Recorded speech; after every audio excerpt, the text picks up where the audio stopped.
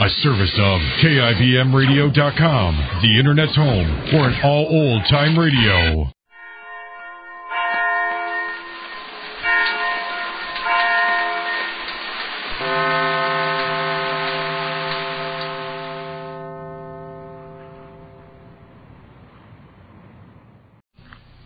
The Jack Benny Program, presented by Lucky Strike. Quality of product is essential to continuing success. Exhibit A, Lucky Strike. Fine tobacco is what counts in a cigarette. And year in, year out, always. Lucky Strike means fine tobacco.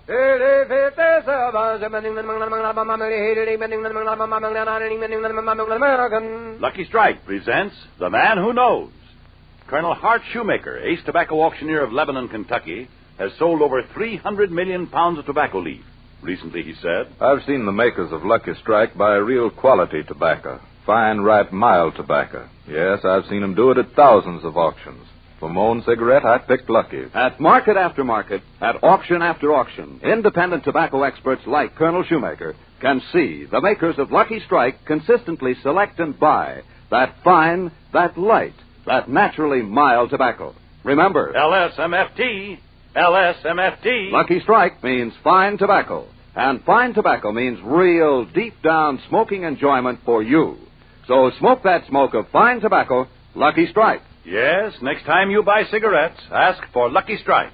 So round, so firm, so fully packed, so free and easy on the draw.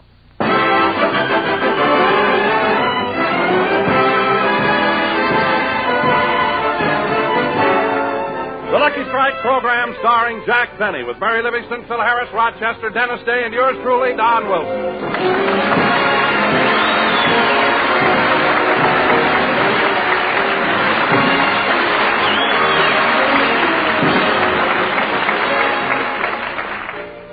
Ladies and gentlemen, for many years as an announcer, it has been my privilege to introduce a number of very important people.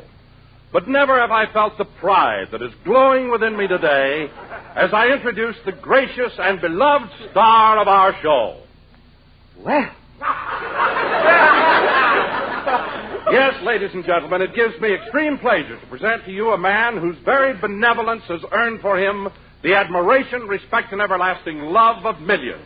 And here he is, Jack Benny.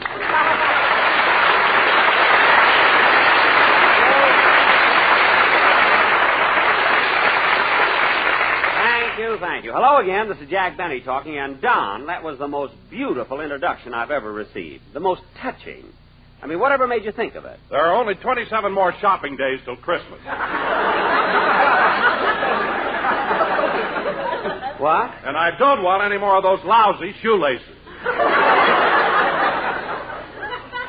Oh, Don, you didn't like the shoelaces I gave you last Christmas? No, I didn't. Well, what was the matter with them? I mean, were they too long or too short or what? Well, Jack, now I've been with you 13 years, and I didn't think a pair of shoelaces was an appropriate Christmas gift. Oh. Well, Don, you silly boy. I mean, if you didn't like the shoelaces, you could have exchanged them for a box of Kleenex or dental floss or something. Anyway, Don, I do appreciate the fact... Come in. Telegram for Jack Benny. I'll take it, boy. Just a minute. Here's a tip for you. Yes, sir. I wonder who this telegram... You can go, boy. I gave you your tip. But, Mr. Benny, these ration stamps aren't good anymore. Don't be so sure.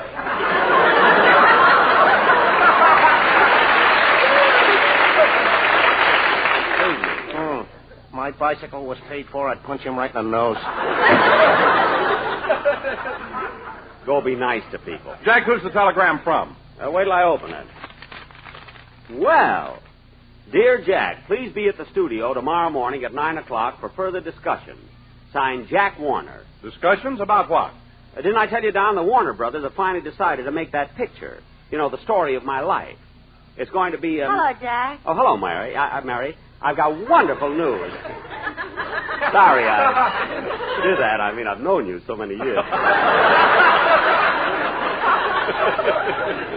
Mary, I've got I got wonderful news. Warner Brothers is going to make the story of my life. Gee, that's swell. What gave them the idea? Well, after I made The Horn Blows at Midnight, they received thousands of letters demanding the life of Jack Benny. I wonder how they meant that. Anyway, they've done a lot of work on the story. You mean they finished the script already? Yes, Mary, and it's going to be great. You know, there's a lot of action in the opening scene. You see, in the opening scene, I've just been born, and as the doctor leaves the house, my father shoots him in the back. It's really very exciting. Say, Jack, when they made the Jolson story, they had Larry Parks play the part of Al Jolson. Now, in your picture, who's going to play you? Well, we don't know yet, but to portray the real me, they're considering Errol Flynn.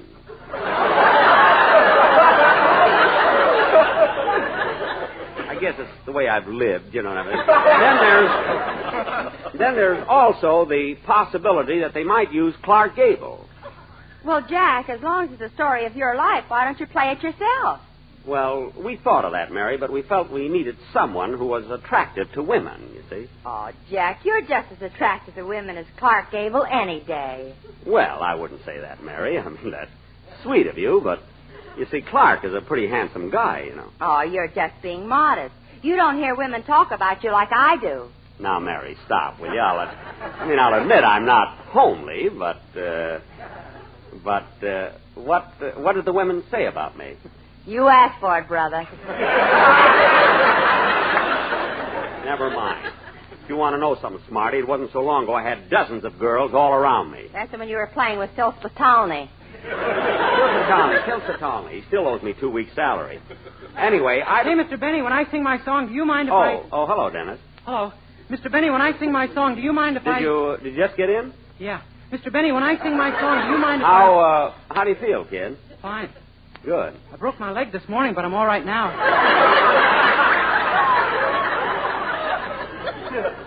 Dennis, just go ahead and sing your song. Well, aren't you going to ask me how I broke my leg? No, I'm not. Now go ahead with your song.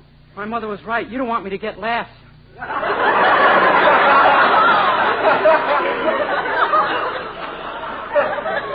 Not on silly things like that. Now go ahead and sing. Okay, but do you mind if I dedicate the song to my new girl?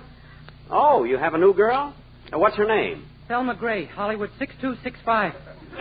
Oh. Dennis, you didn't have to give Mr. Benny her phone number. I might as well. He'll force it out of me later.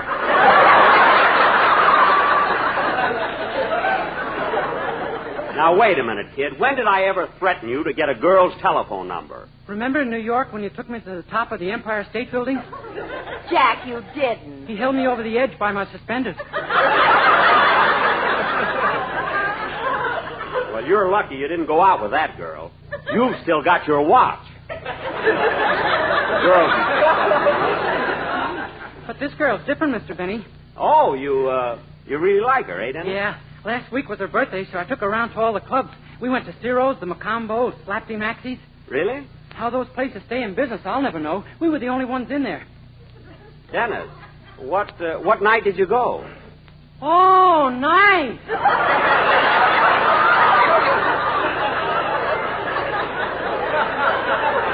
Oh, for heaven's sake, go ahead and sing, kid. Okay. Hollywood 6265. I must remember that. This time I'll leave my watch home.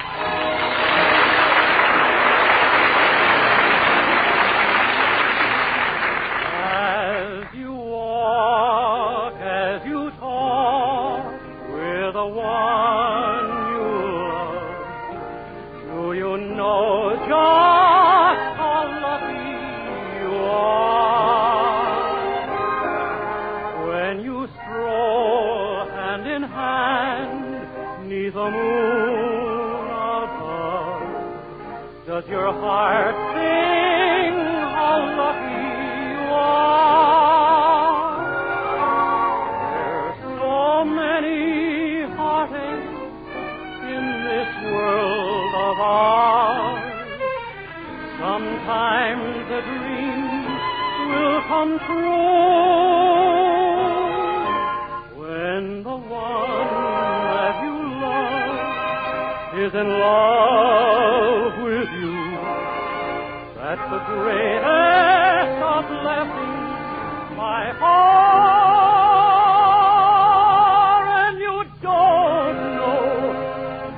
lucky you are.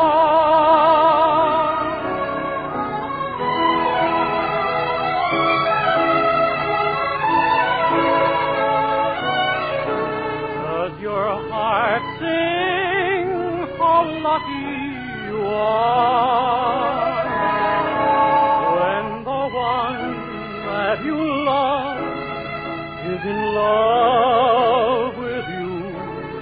That's the greatest of blessings by heart. And you don't know how lucky you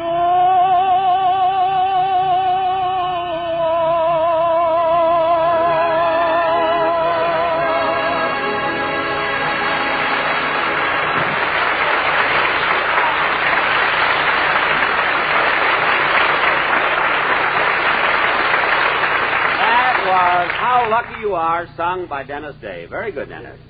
Say, Mary. Aren't you going to ask me how I broke my leg? No, I'm not, and stop being silly. Now, what did I start to say? Oh, yeah, you know, Mary, I've been giving it a lot of thought, and I don't know just who would be the right one to play me in The Life of Jack Benny. Or how about Van Johnson? Well, he's good, Mary, but he isn't quite old enough, you know. How about Cornell Wilde? No, he isn't old enough either. How about John Wilkes Booth? Oh, stop. John Wilkes Booth. He broke his leg, too. Dennis. Aren't you going to ask me how? No, I'm not. But, Mary, I think... Gee, I don't know. Hiya, Jackson. What's that dreamy look on your face? Oh, hello, Phil. I'm thinking.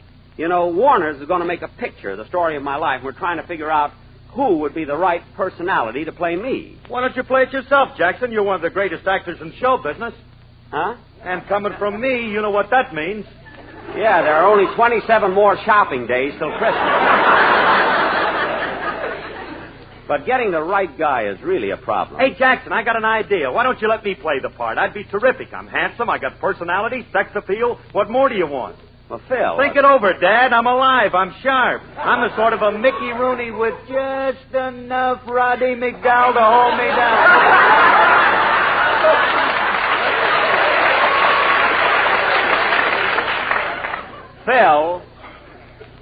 Philsy boy, do you think for one moment that I'd let you play...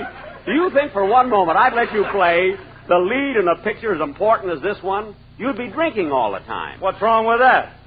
What? You made the horn blows at midnight and you were sober. Not after the preview. Anyway, Phil. Hello, Livy. How you, Don? Hello, Phil. Hiya, Dennis. How you feel, kid? I broke my leg this morning, but I'm all right now. Dennis. Just call me John Wilkes Booth. Dennis, keep quiet, will you? Now, Phil, I hate to be the one to suggest it, you see, but it's time for a number from your corny band. Corny band? Apparently you haven't heard. Heard what? We were invited to go to England and play for the royal wedding. The royal wedding? Yes, sir, right in Birmingham Palace. Phil, that's Buckingham. If there's a buck in it, you'll know it.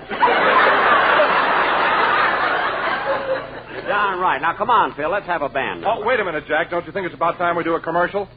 Don, we're not going to do a commercial this week. Go ahead, Phil. But, Jack... Don, I'm running this show. Go ahead, Phil. But, Jack, the quartet worked on it all week. I don't care if they did. Go ahead, Phil. And there's a part in it where you play the violin. Hold it, Phil.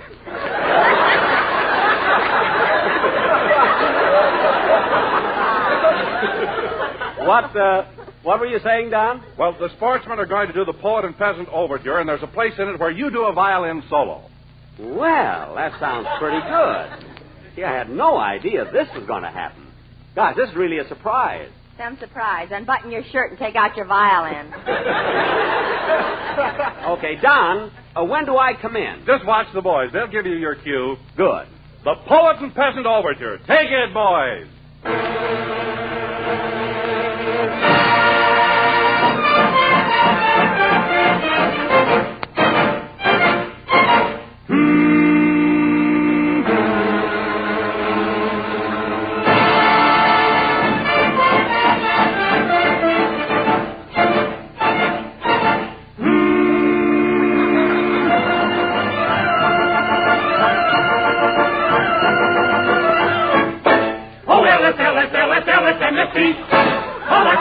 always be the smoke for me.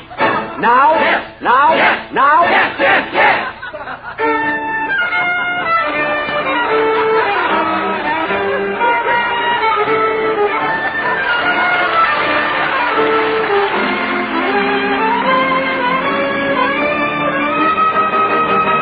Good old LSMFT. That's a cigarette for me. My lucky strike. He's the one you will like. Every food and sweetie, Wrigley. They're from Kentucky. They smoke a lucky. They're so round and firm and fully. They are so fully packed.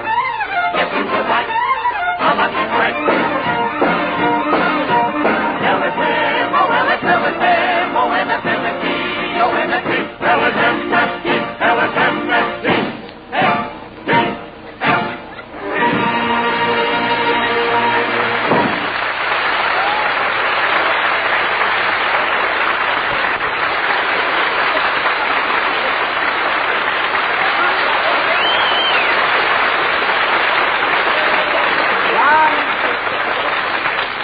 Now, that commercial was really wonderful. It really was. And thanks for putting a part in it for me. I mean, the boys were just great, and the violin solo was out of this shirt. I mean, out of this world. And by the way, kids, before I forget it, next Thursday on Thanksgiving, I want you all to come over to my house for a turkey dinner. Turkey? Gee, I wonder if I could have one of the legs. Sure, kid. Why? I broke mine this morning.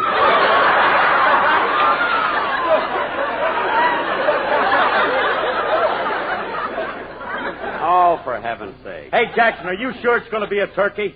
Of course I'm sure. Why? Well, last year you said you ran over a turkey, and when we bit into it, it turned out to be a buzzard. Well, it's a real turkey this time, isn't it, Mary? Yeah, I was with Jack when he bought it. That's right. In fact, yesterday I called him and suggested that he throw a Thanksgiving party for the whole gang.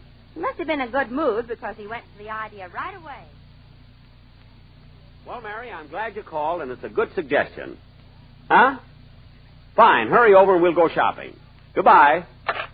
Oh, Rochester. Yes, sir.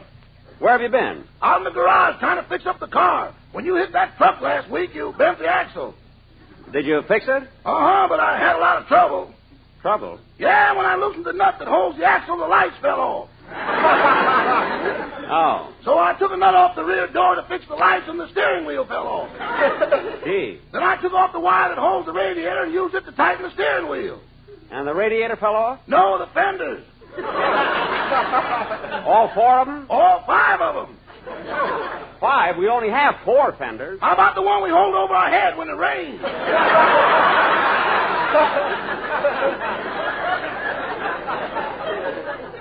I thought we used the side door for that. No, we use the side door to close the trunk in the back. Oh, yes. Gee, I must have hit that truck harder than I thought. Say, boss, when are they going to come out with those new cars with the motors in the rear? In 1948. Well, congratulations, you're a year ahead of them. What? You mean the motors in the back of my car? About 10 feet. Oh, stop making things up. Now, Rochester, I'm going to have the gang over Thursday for Thanksgiving dinner. What's in the refrigerator? The morning paper, a magazine, and your glasses. What? When that little light goes on, you ain't wasting it.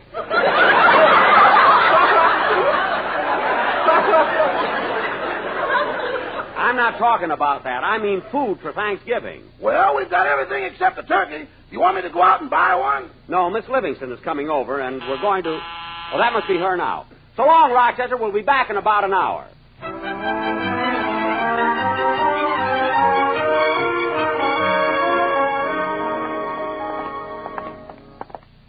Gee, Mary, it's such a nice day. I'm glad we decided to walk to the market. Yeah. I'm glad Thanksgiving will be here soon. It's one of our nicest holidays. Yeah. And this year, we should all be so thankful. I know I am.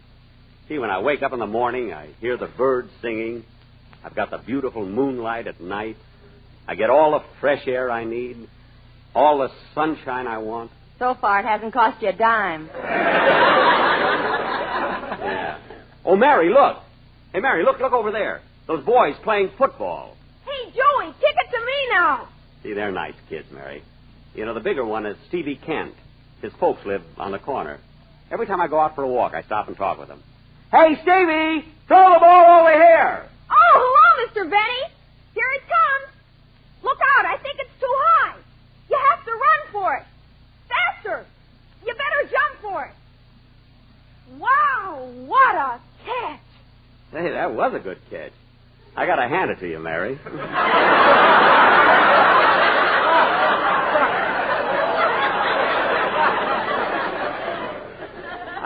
How did you do it? I don't know, but you can buy me a new girdle for Christmas. Okay, you know, Mary, UCLA could have used you yesterday. Yes, sir. Say, Mr. Benny, this is my friend Joey. Hello, Joey. Hello, Mr. Benny. You know, Joey, Mr. Benny was All-American fullback when he played football for Yale. Yale? And he broke the 100-yard dash record when he was in the Olympic Games. Gee whiz.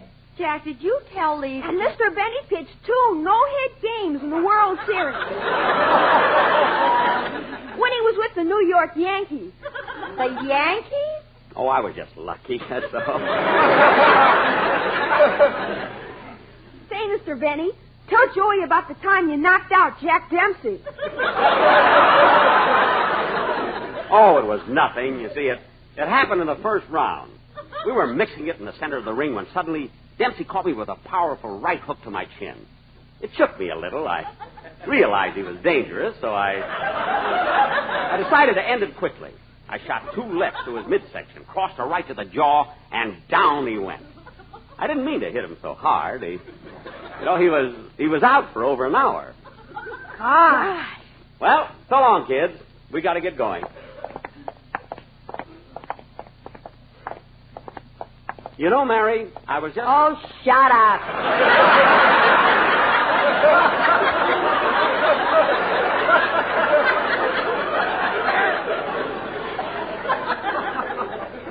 Well, look, Mary, I only tell the kids stories like that because it helps them if they have a hero to look up to. Some hero. Anyway, I just tell the kids harmless little stories. I don't exaggerate too much. Oh, look, there's little Georgie Foster. Isn't he cute? He's only 4. Look at him. Hello, Georgie. Hello, Mr. President.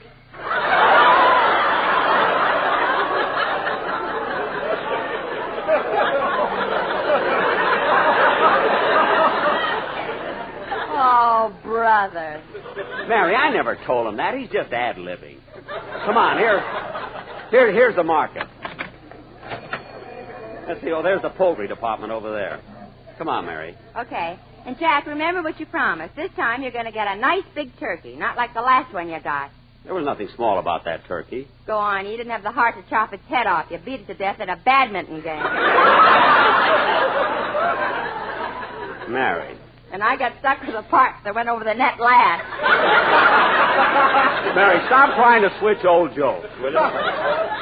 Now, let's walk over to the counter and see... Hello, Mr. Benny. Oh, hello, Mr. Kitzel.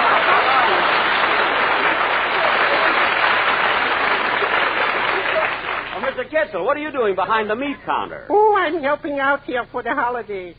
Oh, you're just working here temporarily. Yes, until my boss gets back from the wedding. The wedding?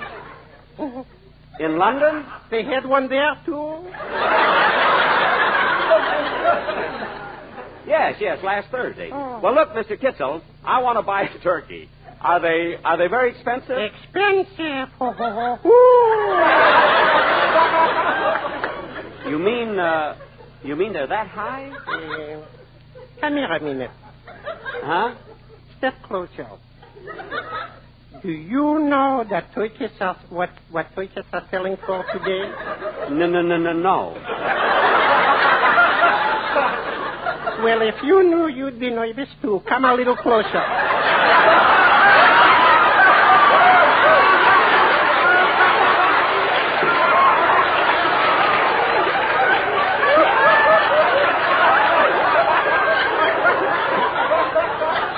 Come closer. Huh? Lean over a little. What? 80 cents a pound. Well, why do you have to whisper it? I don't want the turkey should get hammy. 80 cents a pound. That's a lot of money for turkey. See, they got to live too. I suppose so. Say, Jack, while you're getting the turkey, I better shop around and get some things for the stuffing. I think I have everything at home, Mary. Well, what about cracker crumbs? Oh, I got plenty there. Stale bread? 2 loaves I've got. Oysters? 1 can. Sage? 38. What? Oh, I thought you said something else. Yes, we have everything. Well, Mr. Benner, what's your pleasure if I can be so accommodating? Well, I'd like to get a live turkey, about 25 pounds. The live turkeys are over there, down by the end of the counter. Oh, yes. I think I'll take that one on the right. You know, it looks nice and plump. Put on your glasses, that's my wife.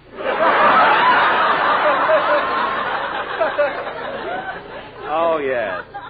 I wish I could get 80 cents a pound for her. What? Nothing, I'm daydreaming. Now, Mr. Kitzel, what would you suggest? Well, if you want a nice live turkey, what about this one over here? Say, Jack, this one's nice and plump. I've seen turkeys look plump, and they're all full of feathers. I'm going to feel this one myself.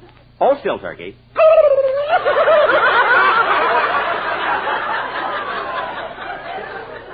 Oh, you and your cold hands. Well, Mary, what do you think about it? Oh, that looks all right. Yeah, but I wouldn't have the heart to kill it. Oh, just look at its eyes. The same color as mine. Sultry summer blue. Oh, Jack, stop being so sentimental. You've already given up eating strawberries because they remind you of Phil Harris's eyes. Mary, Mr. Kittle, how much does this turkey weigh? About 36 pounds. My scale is broken. Oh, well, I'll weigh it on that scale over there by the door. Come here, turkey. That's a good girl. Come on, Mary, we'll go over the scale. Now, hold still, turkey. Mary, put in a penny. Okay. Oh, look, Jack, a card came out. Yeah, what does it say? You weigh 36 pounds and you ain't long for this world. There's a picture of Fred Allen on the other side there.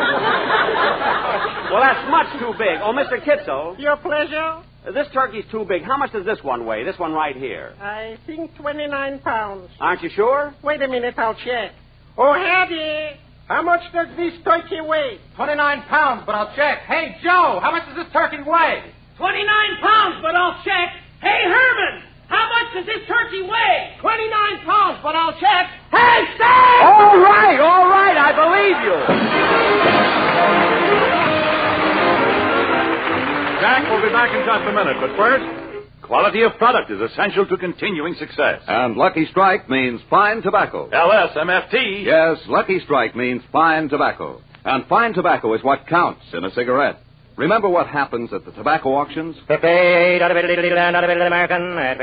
in, year out, at market after market, independent tobacco experts can see the makers of Lucky Strike consistently select and buy that fine, that light, that naturally mild tobacco. Lucky Strike presents The Man Who Knows. Mr. Carl Hartfield of Greensburg, Kentucky, has been working as an independent tobacco buyer for the last 29 years. Recently, he had this to say. Season after season, I've seen the makers of Lucky Strike buy fine tobacco. Ripe, prime leaf that's got real smoking quality. I've smoked Lucky's for over 28 years. So for your own real, deep-down smoking enjoyment, remember... LSMFT. Lucky Strike means fine tobacco. So smoke that smoke of fine tobacco, Lucky Strike. Yes, next time you buy cigarettes, ask for Lucky Strike. So round, so firm, so fully packed. So free and easy on the draw.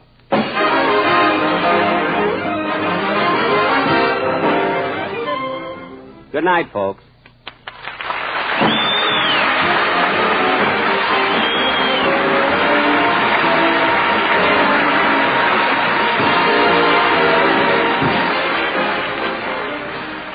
This is NBC, the national broadcasting company.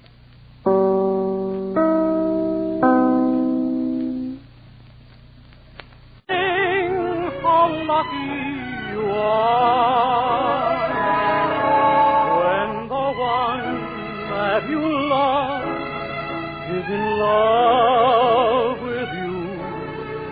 That's the greatest of blessings I hope.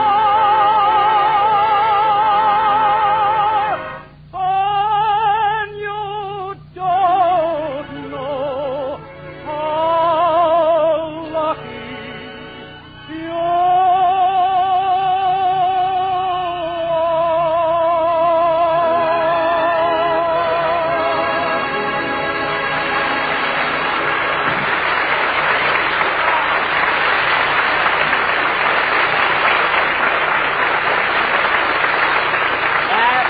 How Lucky You Are, sung by Dennis Day. Very good, Dennis. Say, Mary. Aren't you going to ask me how I broke my leg? No, I'm not, and stop being silly.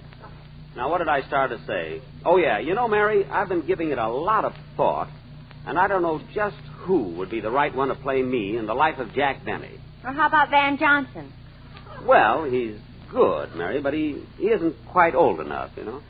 How about Cornell Wilde? No, he isn't old enough either. How about John Wilkes? As you walk, as you talk with the one you love, do you know just how lucky you are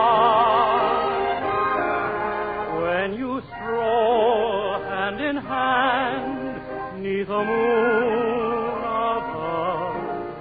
Does your heart sing how lucky you are? There's so many heartaches in this world of ours. Sometimes the dreams will come true when the one that you love is in love with you. That's the greatest of blessings by far, and you don't know how lucky you are.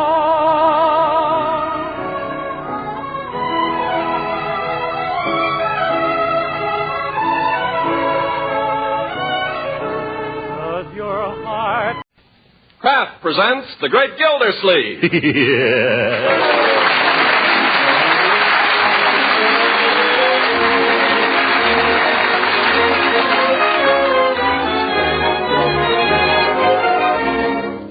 The Kraft Cheese Company, who also bring you Bing Crosby every Thursday night, present each week at this time Harold Perry as The Great Gildersleeve, written by John Wheaton. We'll hear from the Great Gildersleeve in just a moment. You know, these days it's pretty difficult to get the variety of foods you used to get. That's why you should make the plentiful foods you can get as appetizing as possible. Now, one easy, economical way to make foods taste better is to use delicious Parquet margarine at the table and for cooking, too. First of all, of course, Parquet margarine is a perfectly delicious spread for bread or toast or rolls. And next, Parquet margarine is a tasty seasoning for potatoes and all hot vegetables. Parquet margarine makes cookies and pastries taste better, too, because it's a real flavor shortening, not bland and tasteless as some shortenings are. And lastly, you'll find Parquet adds tempting extra flavor to pan-fried foods. Yes, you can make everyday foods taste better when you use Parquet. Remember, too, it's a nourishing energy food that contains vitamin A. So ask your dealer tomorrow for wholesome, economical Parquet, P-A-R-K-A-Y, Parquet margarine made by Kraft.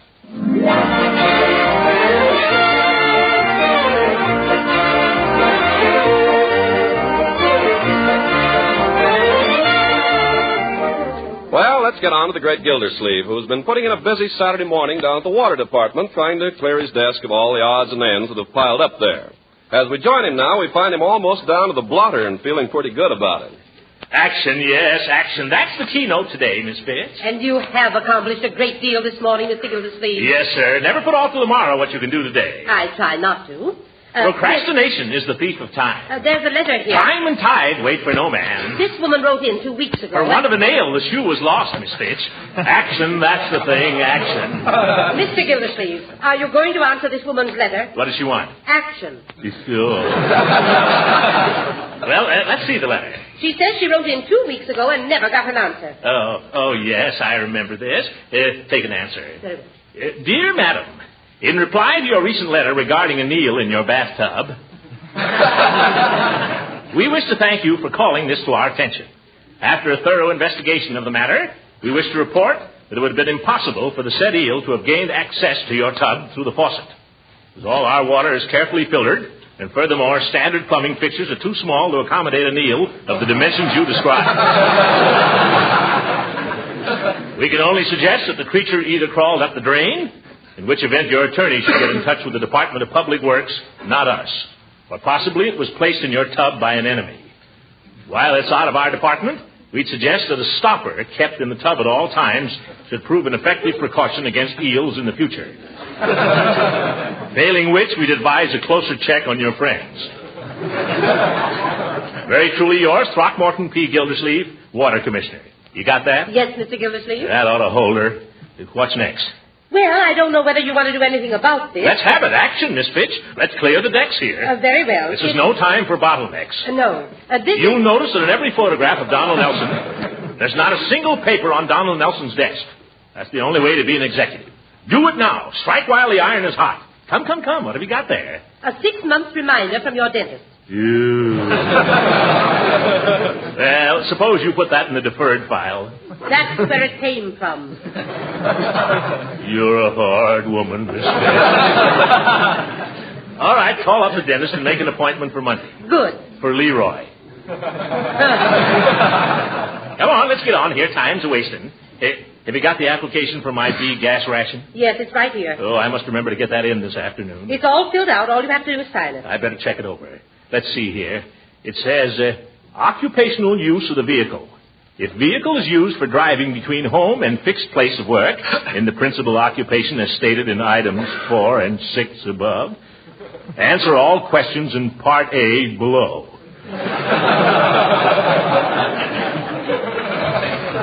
If vehicle is used in the performance of the principal occupation stated in items 4 and 6 above, oh, brother, I'll take your word for it, Miss Fitch. You also have to get the signatures of any person sharing the ride with you. Oh, well, Judge Hooker's my share of the rider, but he isn't speaking to me. He can darn well sign, though.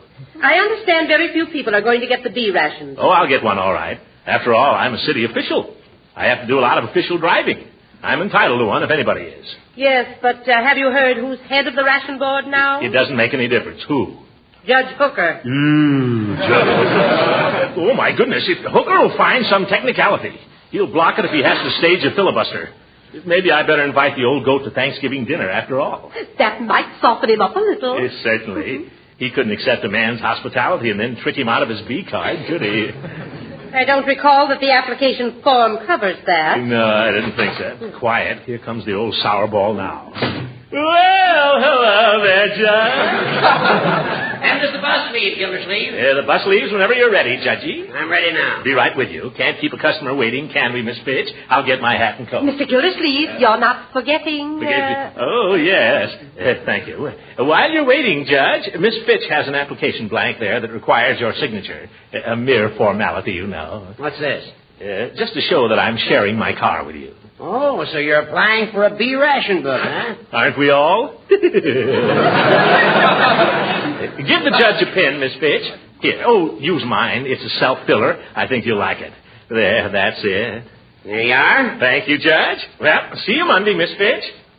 Oh, by the way, Horace, I meant to ask you before. I hope you'll give us the pleasure of dining with us as usual on Thursday. I thought you'd forgotten all about Thanksgiving. Not at all. Thanksgiving wouldn't be Thanksgiving without you, Horace. You know that.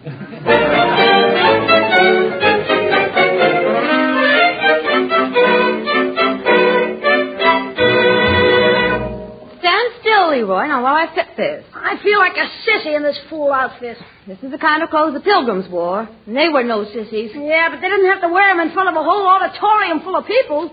Stand still, will you, before I jab you with this pin? Courtship of Miles Standish.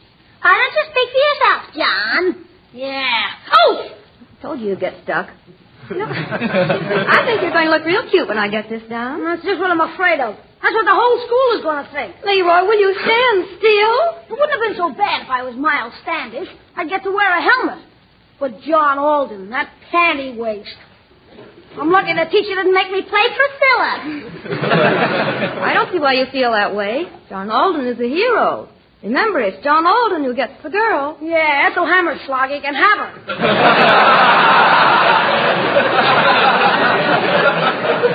Hello, Uncle Mort. Well, hello, Marjorie. And Leroy. Hello. Well, look at our little pilgrim. Hey, Marge, can't I take this off now? No, wait till I get it pinned. You know your lines yet, young man? Some of them. Well, it's about time. You've been rehearsing that part for a month. I've been trying to get out of this for a month. That's no attitude to take.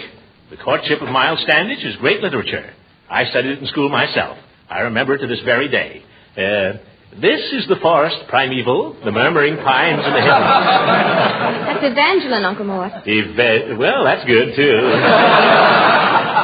Let's hear you recite that speech you were having trouble with last night, Leroy. No, I don't want to. Come on now, I want to see if you've learned it. Some other time, Unc. No, right now. I'd like to hear it. We both would. Wouldn't we, Marjorie? We'd love to. No, I won't do it. Not if she's going to listen. Young man, you'll recite that speech or you'll go right upstairs to your room. Okay. We're waiting. Let's see.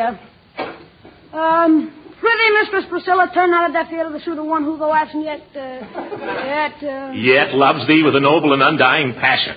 Go back and try it again. Do I have to? Yes. If you don't keep at it, you'll never learn the part. If I don't learn the part, maybe we won't have to do it. You'll do it or I'll know the reason why. Come on now, once more. Pretty Mistress I can't say it. You're not trying.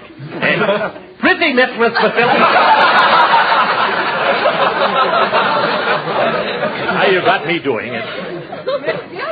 Oh, Bertie, I want to talk to you. Leroy, you go up to your room and practice. Darn old Miles Standish anyway. Quiet, you. Bertie, I've invited Judge Hooker to Thanksgiving dinner. So that'll mean one more. That'll mean 5 more. What? Yes, I hope you don't mind, Uncle Mort. I invited 4 of the boys from Camp Fuller. Oh, well, fine. The more the merrier. Thanksgiving isn't Thanksgiving unless there are plenty around to enjoy the turkey. Speaking of turkey, Mr. Gildersleeve. Yes, Bertie? You wouldn't want to buy a chance on one, would you? I don't suppose. What do you mean, Bertie? Well, the ladies at my church is holding a turkey raffle. Again? All right, I'll buy a chance. How much are they? 25 cents. That's for one. One chance. There you are. There's a quarter. Thank you. Most everybody around here has bought one from me. All the neighbors. Well, you're doing fine. Of course. If you used to buy 2 chances, it stands to reason you'd have twice as good a chance as they have. No getting around that, Bertie. All right, I'll take 2. Mr. Gildersleeve, you're making no mistake. Turkey's awful expensive this year. Yes, I know, Bertie. 48 cents a pound at day one grocery. Oh, brother. Yeah. So if you used to buy 3 chances, you'd still be ahead.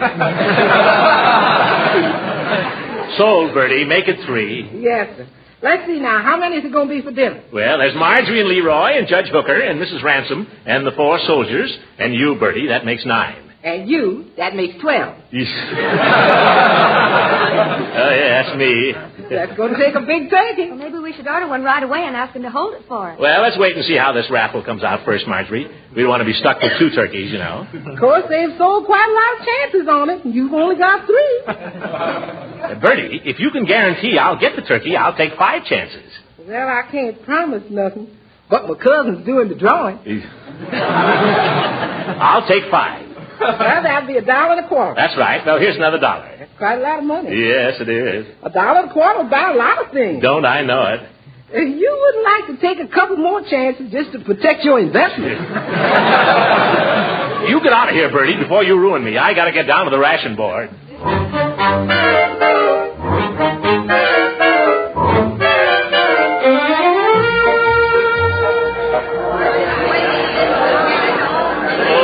Look at that crowd. Pardon me. Could somebody tell me whether this is where you get B ration books? No, this is where you don't get them. Yeah, wise guy. Madam, would you mind? You can't shove in here. I'm not trying to shove in. Into the line. Into the line.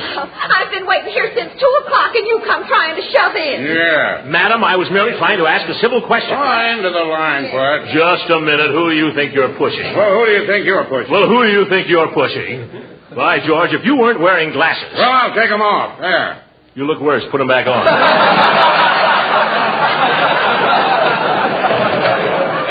What's the fuss here? What's the fuss? He tried to shove in ahead of me. I did not. He did too, and he squeezed my hand. Oh!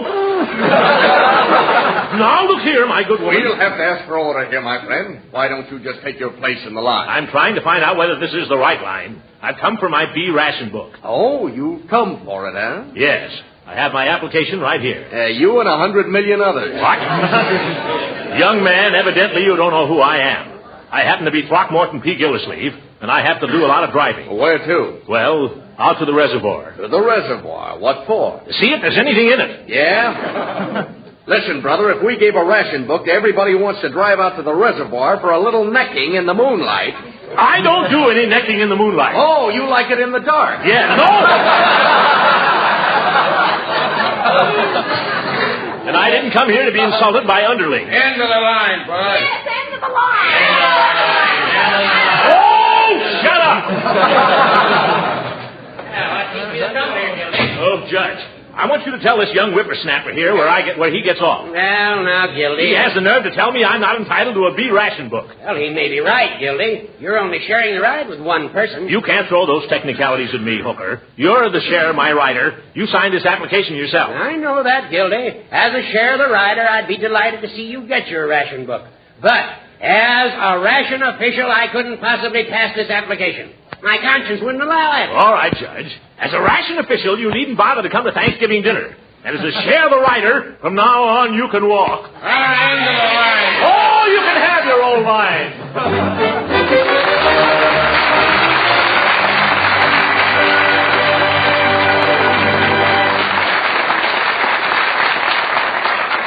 The Great Gildersleeve will be with us again in just a few seconds.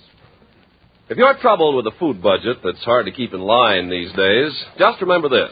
There are any number of wholesome, good-tasting, nutritious foods that can help you keep your food budget down. Now, one such food, surely, is Parquet Margarine, Kraft's delicious spread for bread, because it's good-tasting, economical, and nutritious. Parquet Margarine's flavor is something pretty special. Thousands know it as the margarine that tastes so deliciously good.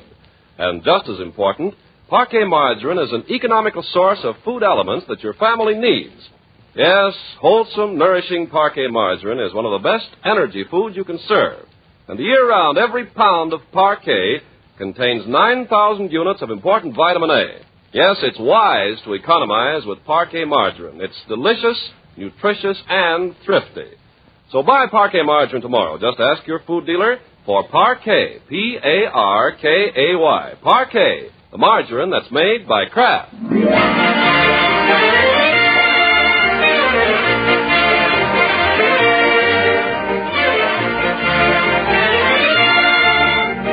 Now back to Summerfield at the Great Gildersleeve. Apparently he'll get no more gas than the rest of us, but what about turkey? It's Tuesday afternoon now, only 2 days before Thanksgiving.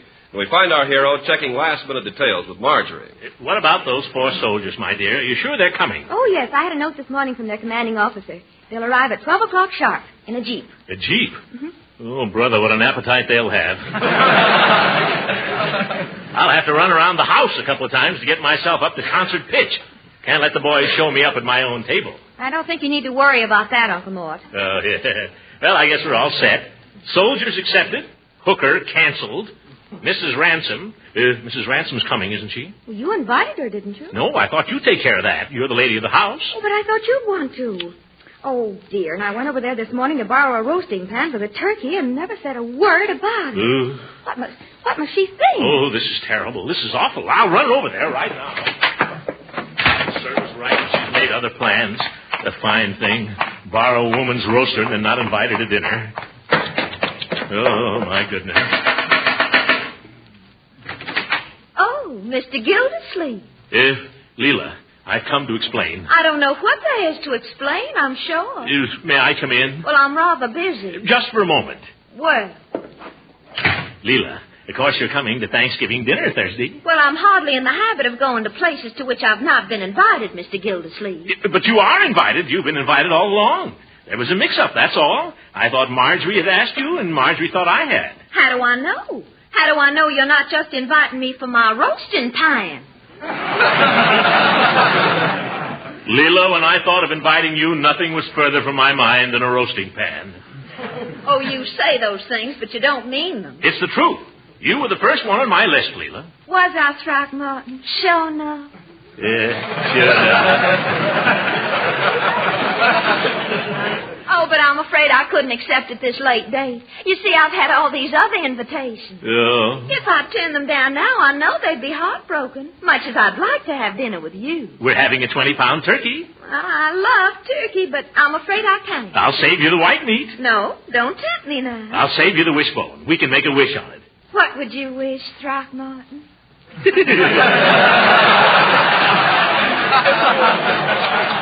I'm not supposed to tell you. Well, I don't know that I could trust you with a wishbone. And anyway, I've promised these other people. But you've got to come, Leela. Marjorie and Leroy will be terribly disappointed if you don't. So will I. So will Bertie. And so will the Army. The Army? Yes, we're having 4 young lieutenants to dinner, too. Throckmorton, why in the world didn't you say so? You mean you'll come? Will I? You're too good to me, Leela.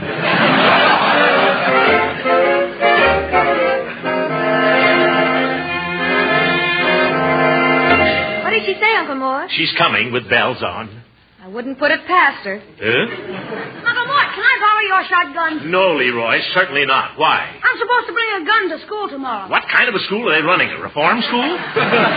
No, Miles Standish has got to have a blunderbuss. A blunderbuss. Here's your pilgrim suit, Leroy. I pressed the collar, so don't mess it up. Oh, put it on, Leroy, and show Uncle Mort how nice it looks, not finished. Oh, no. Go ahead. You look real nice in it. I look like a sissy in it. You look better than you do in that Mickey Mouse sweatshirt you wear all the time. Yeah, and cleaner, too. Put on the pilgrim suit, Leroy. Oh, Your sister worked hard on it. It won't do you any harm to put it on once. Go ahead. Okay. I'd like to meet that guy Longfellow. Yeah. Well, Bertie, do you think we're going to have enough turkey for all these people Thursday? I don't know, Mr. Gildersleeve. Let's see now. We've got 4 soldiers, and the 4 of us here, and Mrs. Ransom. What about Judge Hooker? Judge Hooker is an ungrateful old goat. Never mention his name in this house. Excuse me. I didn't know it was like that again. There'll be 8 of us at dinner. And you know the way soldiers eat. You think we ought to figure on 2 turkeys? I don't know, Mr. Gildersleeve. I don't know what we ought to do. What's the matter, Bertie? You seem to be sort of dragging today.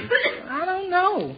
I don't guess I feel so good. Out a little late last night? No, sir, no later than usual. I just got a feeling, that's all. What kind of a feeling? Like things wasn't going to work out somehow. Oh, well, don't let it get you down. By the way, when are they going to raffle off that turkey I bought all those chances on? Yes, we can't wait much longer to find out about that. Thanksgiving's only 2 days off. I was thinking, Mr. Gildersleeve, how would it be if we had a nice ham instead of a turkey? Bertie, are you hiding something from us? No, sir, I ain't hiding nothing. Except they had that raffle last night. Oh. You came close, Mr. Gildersleeve. You came mighty close. The winning number was 61, and you had 62.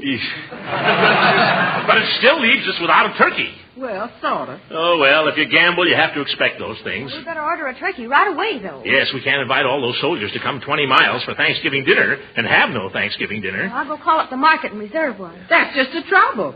What do you mean? I called up the market, and all the turkeys is reserved. You mean they won't sell us one? Butcher says there ain't a turkey left in Summerfield. I don't know what's the matter. Last week, no pot roast. This week, no turkey. We've got to have a turkey. We've invited all these soldiers. We've invited Mrs. Ransom. We've got to find one. But where? Don't ask me. All right, Unc. How do you like it? Like what? The pilgrim suit. Oh, forget the pilgrim suit. We just lost our turkey. No turkey? No turkey. How do you like that? Well, it looks like we'll all wind up eating turkey sandwiches at the drugstore. Yeah. Some Thanksgiving. The drugstore. Maybe Peavy's got a turkey. Hold everything, kids. I'll be right back. I'm going to the drugstore.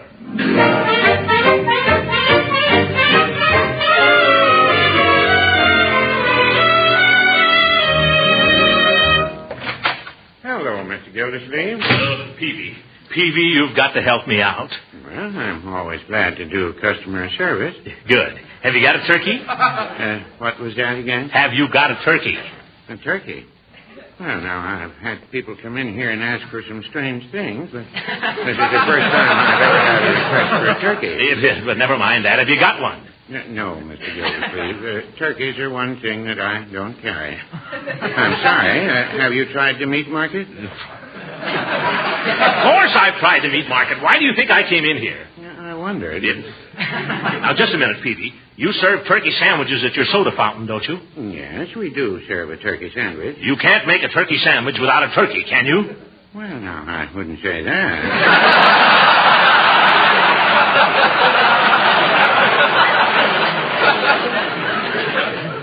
In other words, Peavy, your turkey sandwich is not a turkey sandwich.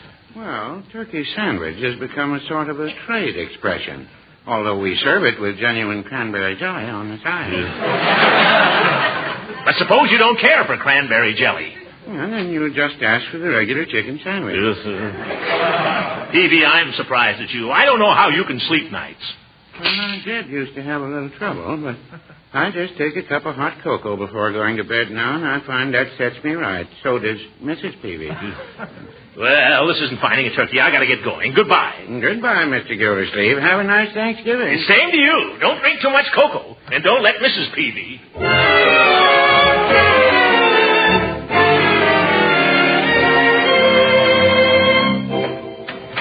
Any luck, Uncle Mort? Not a bit, my dear. I've been everywhere. It's no use. The Army's picked the place clean. There's not a single turkey left. Maybe I should warn those boys at camp. They'll do better if they stay there. Yes. Wait.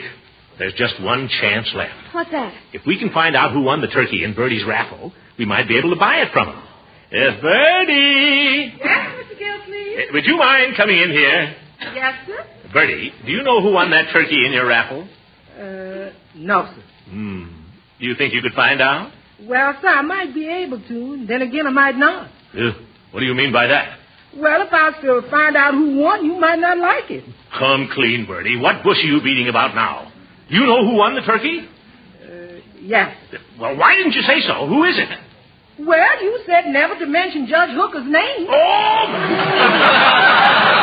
I told you wasn't going to like it. Well, there goes our only chance. Uncle Mort, don't you think Judge Hooker would be willing to let you have it? After what I told him down at the ration board? No, my dear, I really gave him a piece of my mind there. What if you took it all back and invited him to dinner again? When he's got the turkey, he'd just laugh at me. Wait a minute. Bertie. Yeah? Does Judge Hooker know yet that he's won the turkey? No, sir. I'm supposed to deliver it to him this evening. Excuse me, folks. I got to see a judge about a bird.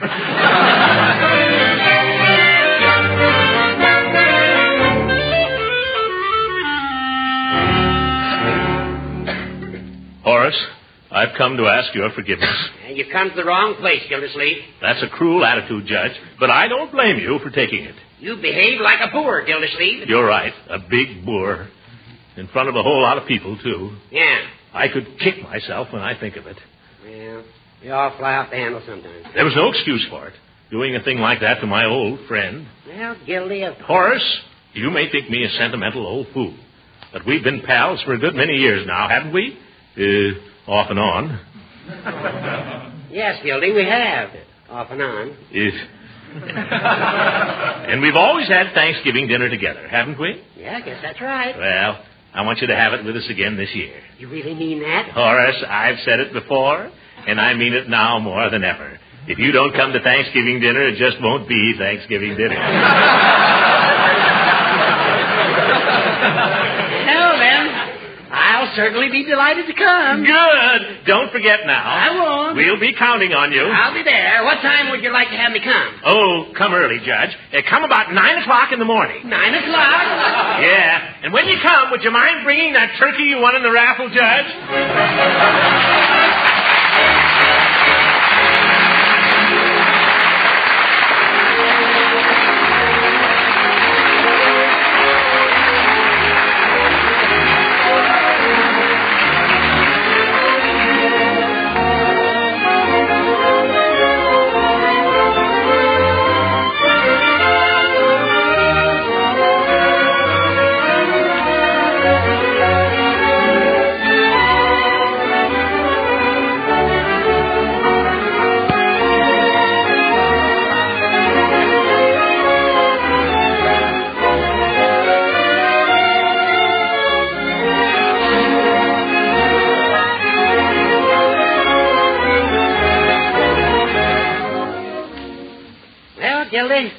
I've got to be going.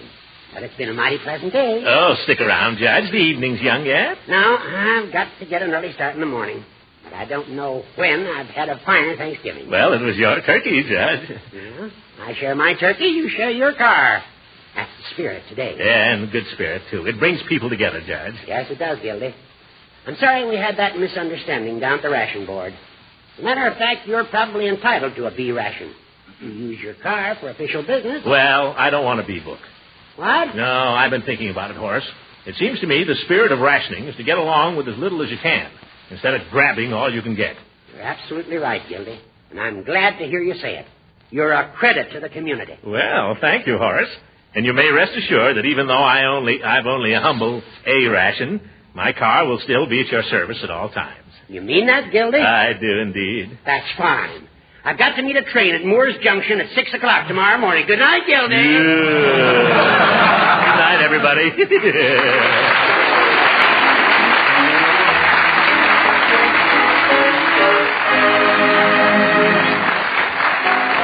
music heard on this program was composed and conducted by Billy Mills. This is Ken Carpenter speaking for the Kraft Cheese Company and inviting you to tune in again next week for the further adventures of the Great Gildersleeve.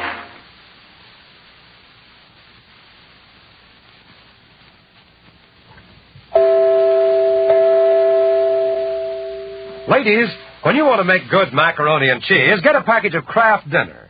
This wonderful product is really an answer to a housewife's prayer for an easy and quick-to-make main dish. It takes only 7 minutes cooking time to fix delicious macaroni and cheese with Kraft Dinner. Put the macaroni that's in the package into boiling water and cook rapidly for 7 minutes. In just that short time, you have fluffy, tender macaroni all ready for the cheese goodness. So you take a package of Kraft Grated, which comes with Kraft Dinner, and sprinkle it on the macaroni, stirring the delicious cheese flavor through and through. That's all there is to it. Your macaroni and cheese is ready to be served. And once you've prepared it this way, you'll never want to go back to the old-fashioned way of baking it. Not when Kraft Dinner gives you such tempting macaroni and cheese in just 7 minutes. Why not try it tomorrow? Just ask your dealer for a package of Kraft Dinner. It's so convenient, so economical, and so good. This program reached you from Hollywood. This is the National Broadcasting Company.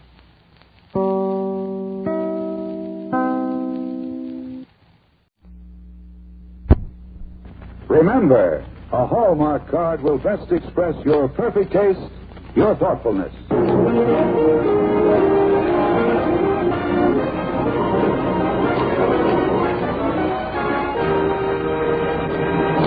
The makers of Hallmark greeting cards bring you the true and inspiring story of a naturalized American in a small Midwestern town.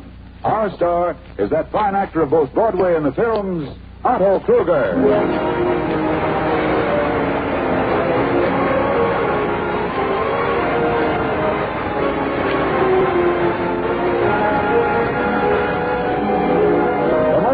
Of a century, quality has been a habit with the makers of Hallmark cards. They have the pride of craftsmen in their name, Hallmark, Hallmark. That's why Hallmark cards are the kind of cards you can be proud to send, proud to receive.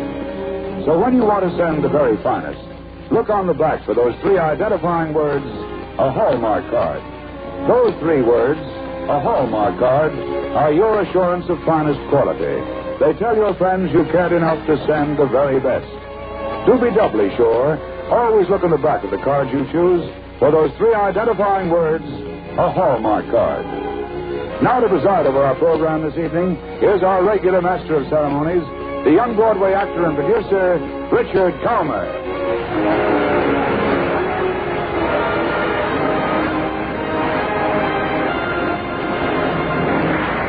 Thank you, Tom Shirley, and good evening, ladies and gentlemen.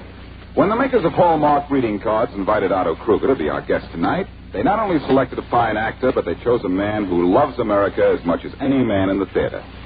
Ohio was Otto Kruger's birthplace, but American style, he traveled the country as lineman, cattle puncher, musician, any odd job that came along. And like Americans, Otto could do a lot of things. For instance, he learned the Morse code. Otto, maybe you'll tell us that story on yourself that appeared in Reader's Digest? Well, I will, Dick, but only as a grim example. I taught the Morse code to my wife, and One night we were having a dinner party. Well, ever the anxious host, I tapped out a message to her. Have we any more meat? Well, the answer came back promptly, but it came from the guest of honor who tapped out, thanks, we've had plenty. Yes, Otto Krug is a man of many talents, so we think he is particularly fitted to play the role of Dimitri tonight, a little Greek who discovers that his talents what they can do in America. The makers of Hallmark greeting cards present on the Reader's Digest radio edition Otto Kruger in Pete's Thanksgiving.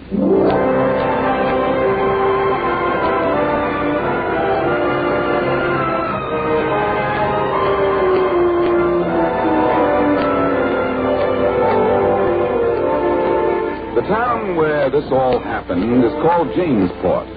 Jamesport is a typical American Midwestern community, which is to say that its citizens have names like Perkins and Harrison and Taylor and Andrews. One day, when America was in its third day of the war, a man arrived in Jamesport, a typical American, which is to say that his name was Pete Dimitri. He'd been born in Greece, his wife's parents had been born in Ireland, and he was here in Jamesport to open a little business. He and his wife walked from the depot up the main street until they came upon a merchant sweeping the sidewalk in front of his store. They stopped there. Excuse me. Yes? What can I do for you? We just came here. This is my wife. How do you do? Well? I'm Pete Dimitri. We are going to be in business here on the same street with you. We're opening up a new restaurant. Yes. Oh, I've heard of you. Good. And we hope to be friends with you and all the other merchants. I see. Well, time will tell. Excuse me now. I have work to do.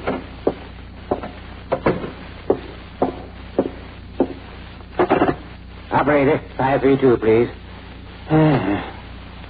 Hello? Harry? This is Perkins. Harry? I've just met the people that are going to open the restaurant. Yes. Yes, Harry.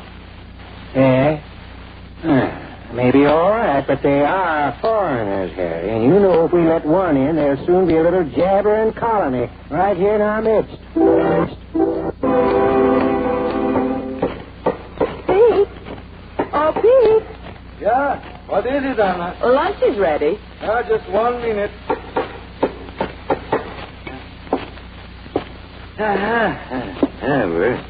That's soup. Soup is good, huh?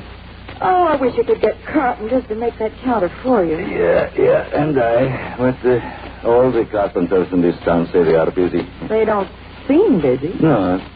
Huh?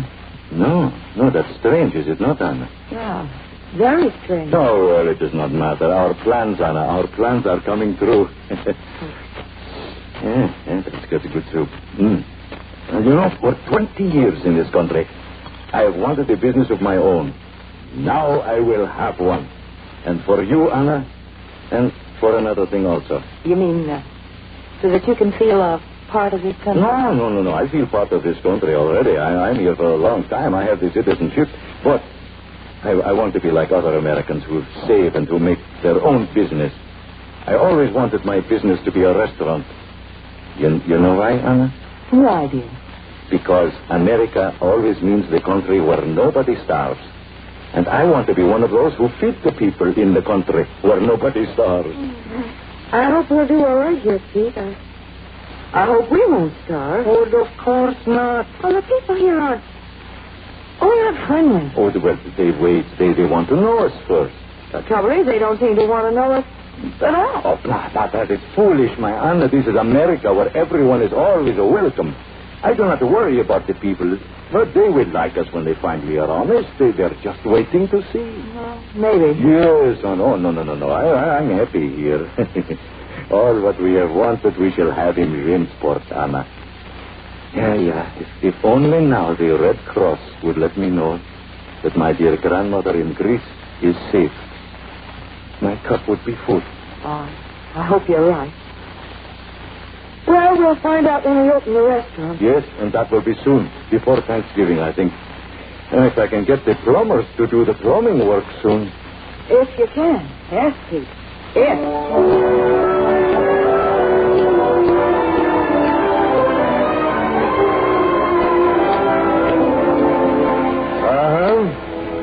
Well, I'll tell you now, Mr. Whatever your last name is, every one of us plumbers is pretty busy. But for 3 weeks I've been trying. Yeah, for 3 weeks, I know. And maybe it'll be 3 weeks longer, maybe 3 months longer. There's a lot of other folks need plumbing work done. Folks we know. Folks who've always lived here. Folks we've done business with before. Our own kind of folks, if you see what I mean.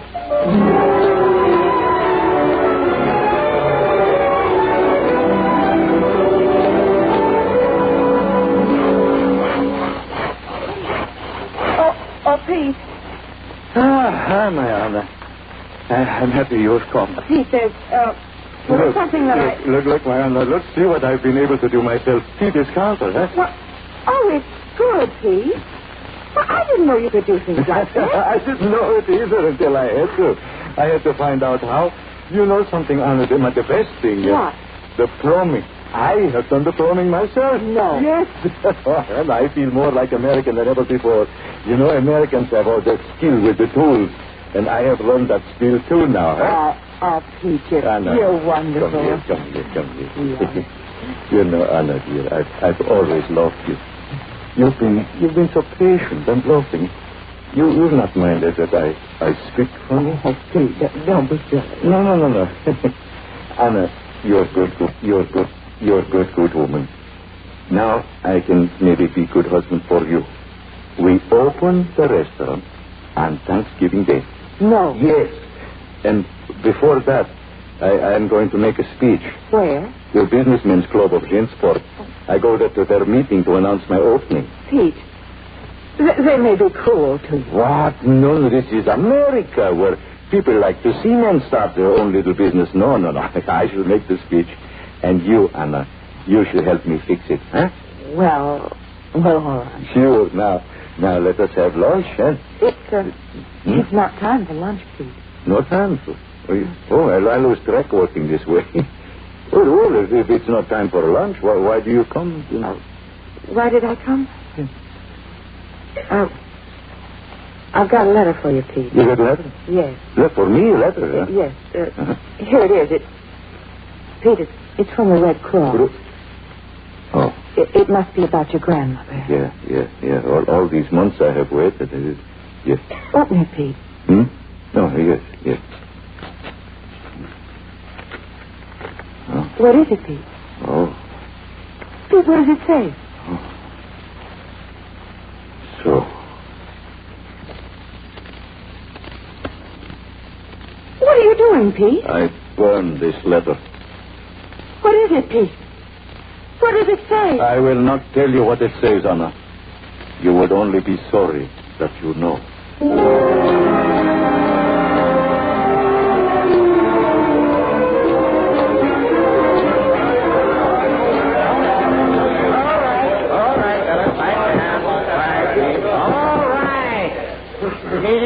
The Jamesport Businessmen's Club will please come to order. Oh, wait a minute, Mr. Chairman. What is it, George? Before we start the meeting, that creek's outside. What's he doing? You mean Jimmy Chippy Papa Papa? That's a restaurant, fella? That's right. Yes. What does he want? Says he wants to speak to us. Do we want to listen to him? No. All right. Order. Take a vote on it.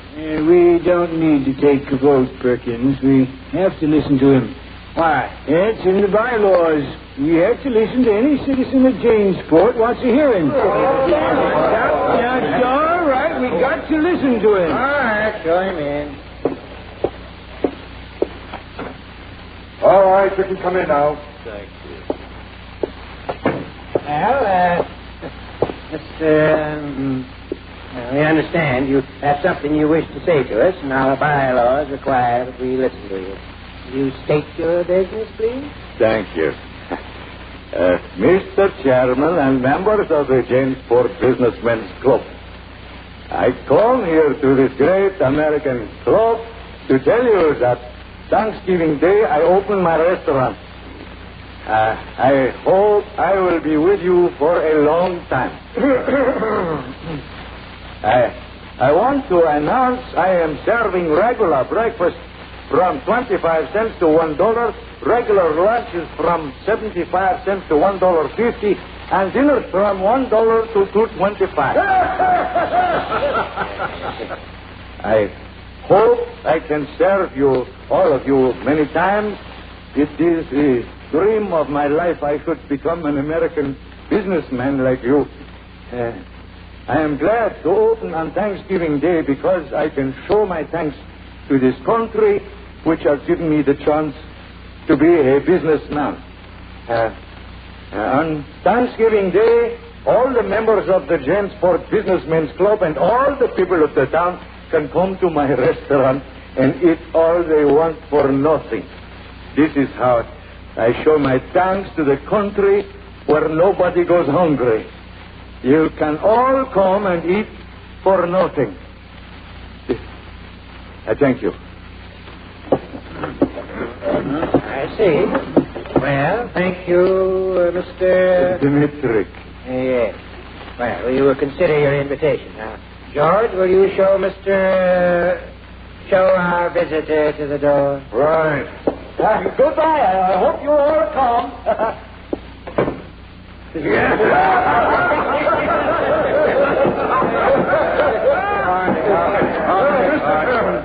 Mr. Chairman, anyone can see what lies behind all this.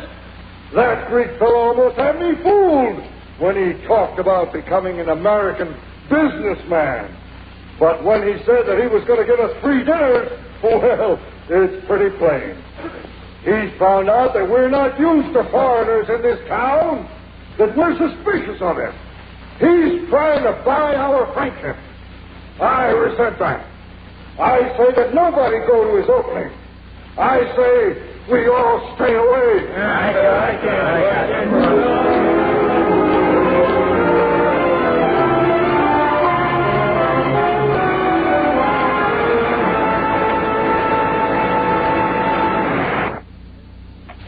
Otto Kruger will be back in just a moment with the second act of tonight's drama presented by Hallmark greeting cards from the pages of the Reader's Digest, America's favorite magazine.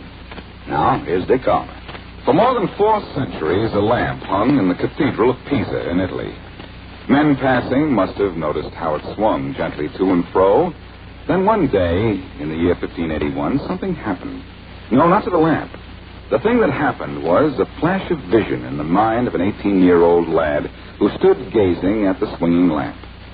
He saw far more than anyone who had been there before him. In this lamp swinging so rhythmically, young Galileo saw the great principle of the pendulum. When people have that quality of vision, the ability to see beyond the obvious, it shows in the things they produce. We think this difference shows in Hallmark greeting cards. The folks who make Hallmark cards aren't making just cards. They're making Hallmark cards to express cheer and happiness as genuinely and sincerely as you would greet a friend yourself. That's why Hallmark cards say what you want to say, the way you want to say it. For more than a third of a century, quality has been a habit with the makers of Hallmark cards. That's why discriminating folks look on the back of the cards they send and receive for the 3 identifying words, a Hallmark card. Those 3 words, a Hallmark card, are your assurance of finest quality. They tell your friends you cared enough to send the very best. Now, back to Otto Kruger and Pete's Thanksgiving.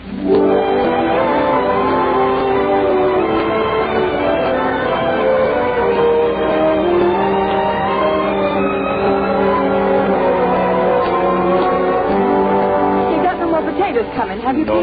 The potato bin is full, but we need more canned vegetables. I'll make a note of that. Yeah, we should now order 2 dozen more pumpkin pies. Everybody wants pumpkin pie on Thanksgiving. Are you sure? Yes. No, someone at the door. I wonder who it is. I don't know. I'll see. How do? Hello. I'm collecting for the Thanksgiving basket. What? I'm collecting for the Thanksgiving basket. Yeah, well, I do not understand it, but come in. Thank you. My name is Dimitri. This is my wife. Oh, how do you do? How do you do? I'm Mrs. Harrison. Come in, Miss Harrison. Sit down here in this booth. Oh, thank you. Hey, I like this place. Yeah, it is nice, no? Very nice. Maybe you'd like to come to our opening, Thanksgiving Day. Well, any of my friends come. Well, your friends of yours will be here. The whole town is invited. Yes, so I heard, but what? Oh, nothing. Mrs. Harrison, what is this about Thanksgiving baskets now? Well, I represent the Women's Club, and we're making up baskets for the poor. For the poor, yeah, but in Janesport, you have people here who need such help? Oh, indeed we do. You see, 2 years ago, the mill moved away from town, and while most of the workers went with it, there were some left behind, and they're poor people. Oh, I see. You make up baskets for them. Yes, we ask people to give either food or money. Money? I see. And since you run a restaurant, you may find it cheaper to give food. Well, I'm sure we can give you something. Fine. We could probably give you 2 turkeys, maybe 3, and some canned vegetables, don't you think, Pete? That? Could I have our workers collect them tomorrow? Yeah, I think so. No. But, Pete... Oh, you mean you don't want to give? No. I mean, we have food here for our opening. We give that. Not 2 turkeys, not 3 turkeys. All the turkeys and much canned food, too. Oh, I'm not asking. No. I want you to. I have reason why I want I don't understand. No, never mind. And I will explain. Mrs. Harrison, could you have the workers come here with how many baskets you need now? Well, we need about 100. But 100. I can feel 75. Have your workers bring 75 baskets to this place tomorrow, eh?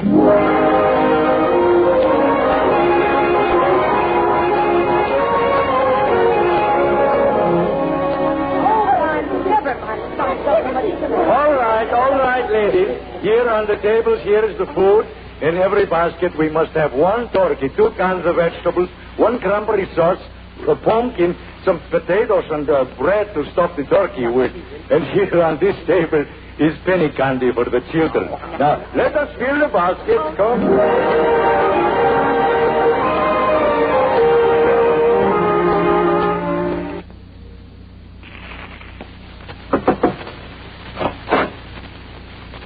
Hello. I have here a basket. Basket? Yes, for Thanksgiving. But... See, look here, the turkey. Gente. The Thanksgiving basket, eh? Oh, God bless you. That's all right. We didn't know what we were going to do for Thanksgiving. Well, I hope you will have a happy Thanksgiving now. What's your name? I want to know who to say. Oh, no, my name doesn't matter. You couldn't pronounce a thing anyway. No, you thank the Woman's Club, eh? Well, goodbye.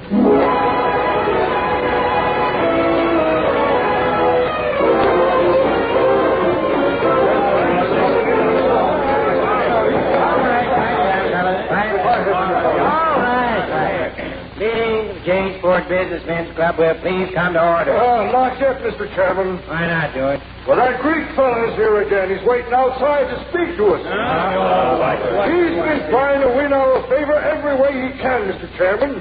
After he spoke to us the last time and invited us all to his opening, he must have got wind that we were going to boycott him, so he went in for charity. We all know that, George. Now, we've heard the man once. Do we have to hear him again? Can we tell him to... The bylaws say we have to hear him again. Now, men. Now, I suggest we hear him.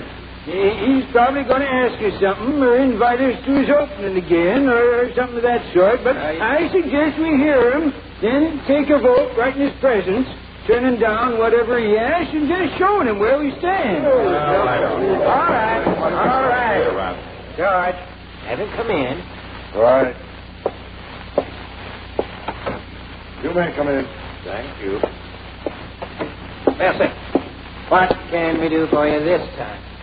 Mr. Chairman and members of the Janesport Businessmen's Club, I come here today very much ashamed. Last time I came here to invite you to the opening of my restaurant on Thanksgiving Day. You see, last time I told you I would give you Thanksgiving Day feed free. And now I come to tell you this cannot be. Indian giver? I am so ashamed that I cannot do this. It is impossible. You see, I have took the food that was to be for the opening of my restaurant. I have given it to the Women's Club. Better publicity, have? What? I don't understand that. I cannot say. No, it was necessary to fill the baskets for the poor. I have not enough ration points to get more food for my opening, so there will be no opening. Hey, now, wait a minute. Do I understand you to mean that you've actually hurt yourself financially? That you haven't just done this for advertising? Advertising? No. How can I advertise my opening when there will be no opening? Then why did you give all that food to the poor? The poor needed the food. I have given to the poor before, but never so much, you see. Well, this year I have heard from the Red Cross about my old grandmother in Greece. She died. See, I've been sending money, clothes, food, and they did not reach her. And so she died. See, Greece is a very unhappy country this year. When my grandmother was dead, the doctors examined her. In her stomach they find grass and bark. So I gave all my food to the poor this year because I wish to be part of the reason why in America there are no hungry people. I'm sorry. I'm so ashamed. I cannot do what I said I would do for you on Thanksgiving Day. Is that all? Yes, sir. I go now. Mr. Chairman? Yes? We're going to take our vote in the presence of this man. I, for one, am ashamed of having suggested what I did. I think we ought to take a vote anyway. And not the one we planned, though. I move that Mr. Dimitrick. I move that Mr. Dimitrick be admitted to membership in this club.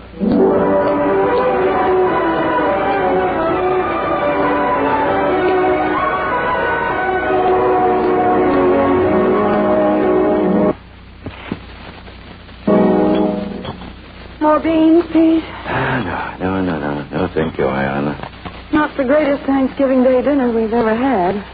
Here's it, please. No? Oh, yes, Anna, the very greatest. The doorbell. Yeah, that must be a mistake. I'll see.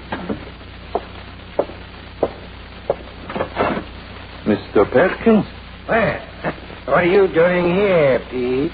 Oh, Mr. Perkins, I do not understand. Oh, what is it, Mr. Perkins? Oh, it's the day your restaurant was to open. Yeah, I know, but... Well, come downtown and open it. Yeah, I told you, Mr. Perkins, I gave away all this... Downtown on Main Street, there's a crowd of people outside your restaurant, and they want to be fed. Oh, but we postponed the opening. We couldn't Nonsense. possibly... Just because you couldn't get food for your opening doesn't mean that we couldn't. What? There are people in this town like you, Pete. And they have food, and now they want to see whether you and Anna can cook it. Anna, do you hear that? Hear it? Oh, I'll get our coat, Pete. Oh, Mr. Perkins, never have I been so happy.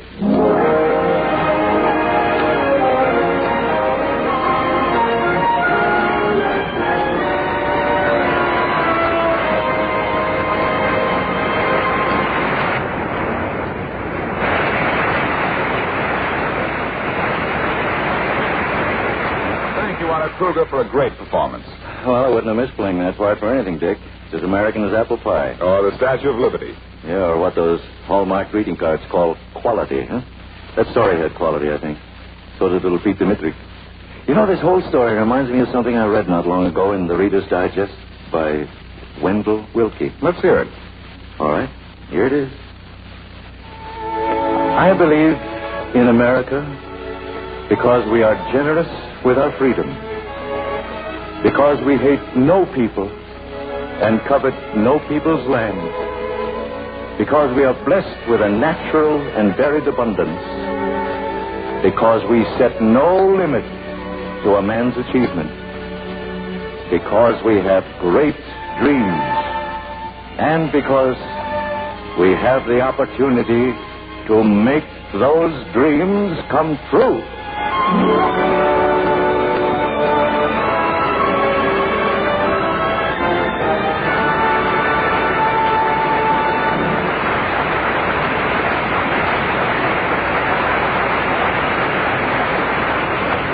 Thank you, you again, Otto Kruger.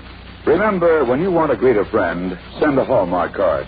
For whatever the occasion, a Hallmark card will say what you want to say the way you want to say it. So always look in the back of the card you choose for those 3 identifying words, a Hallmark card. Like the word sterling on silver, those 3 words, a Hallmark card, are your assurance of finest quality. They tell your friends you cared enough to send the very best.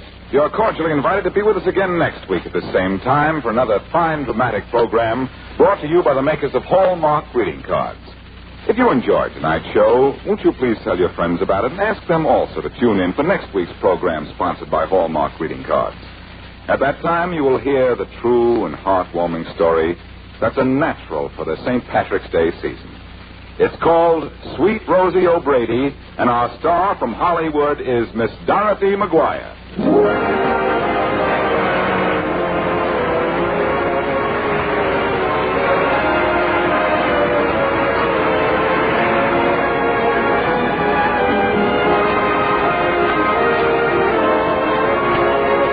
Otto Kruger was supported by Eleanor Phelps in the role of Anna.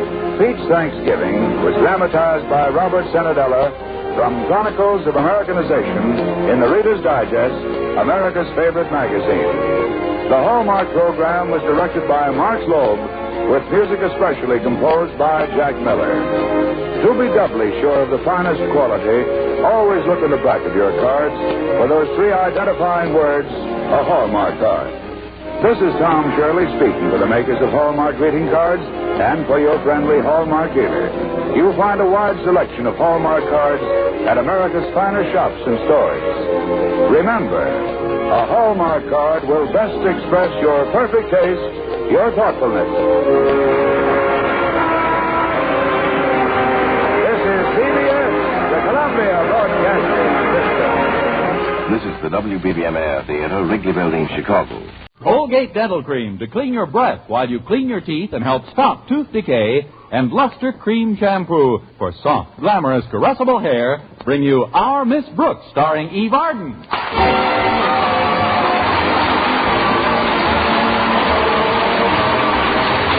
It's time once again for another comedy episode of Our Miss Brooks under the direction of Al Lewis. Well, most of us have already made our plans for celebrating Thanksgiving. But our Miss Brooks, who teaches English at Madison High School, hadn't given it much thought up until last Friday morning when she sat down to breakfast with her landlady. Well, it's only 6 more days till Thanksgiving, Mrs. Davis. I can hardly believe it, Connie. A whole year has gone by since last Thanksgiving. Isn't it awful? The years do that every year. It seems like yesterday that I was preparing our last Thanksgiving dinner. We didn't have very much money to spend on our shopping, but we celebrated just the same. Oh, I'll never forget that meal, Mrs. Davis. A whole roast stuffed pepper. I feel very badly about not being able to spend Thanksgiving with you this year, Connie, but I've accepted an invitation from my sister Angela. Oh, that's all right, Mrs. Davis. I'd ask you to join me at her place, but she hasn't been at all well lately. So we're just having the immediate family, my brother Victor and myself. Oh, poor Angela. It seems the older she gets, the more absent-minded she gets.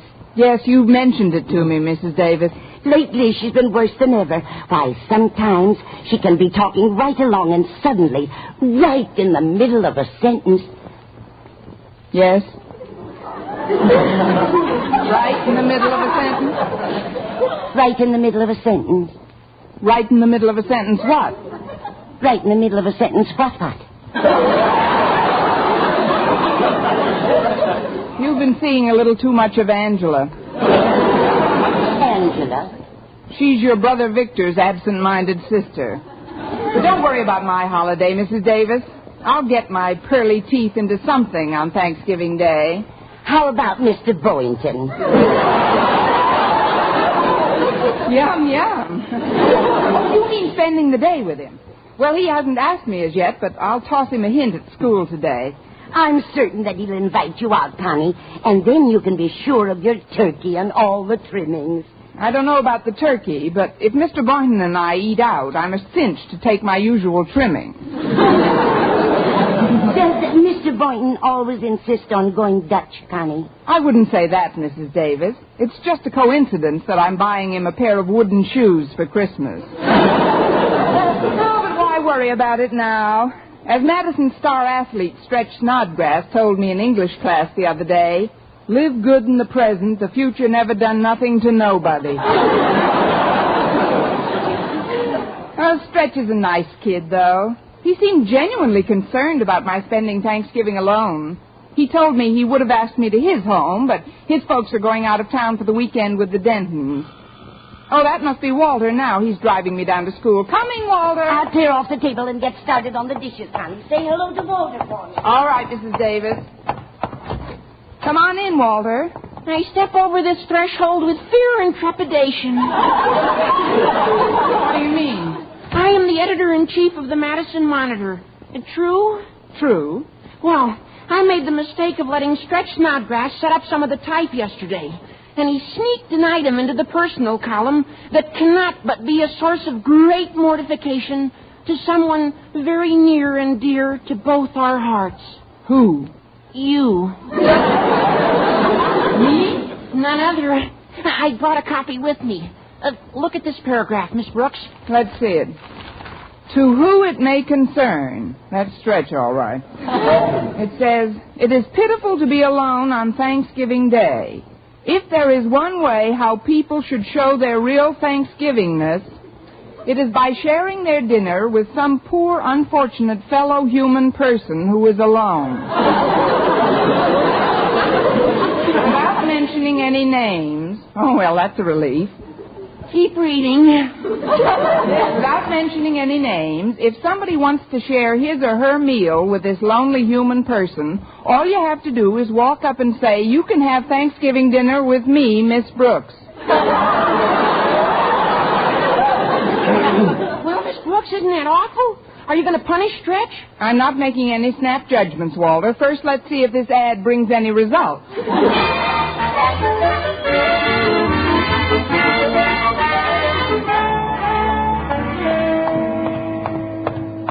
Excuse me, Miss Brooks, but I'd like to talk to you before you go into your classroom. I think that might be arranged, Mr. Boynton. I just read this rather peculiar notice in the school paper, and I wondered... Oh, that's a little prank that Stretch played on me, Mr. Boynton. Just pay a lot of attention to it.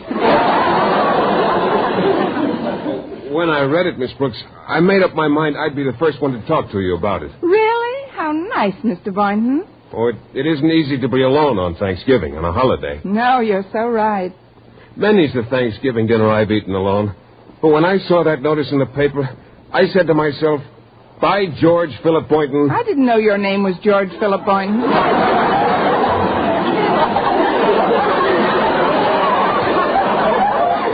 It is, and that's just an expression I use. As I was saying, I said to myself, this is one Thanksgiving you don't have to eat alone. Now, what I want to ask you isn't easy for me, Miss Brooks. Maybe I can help. I promise not to order anything over $1.50. Please continue. Since I saw that paragraph in the Monitor, I wondered if... I'll make it $1 even, and I'll leave the tip. Please, Mr. Boynton, just ask me what you want to. All right, I will. Good.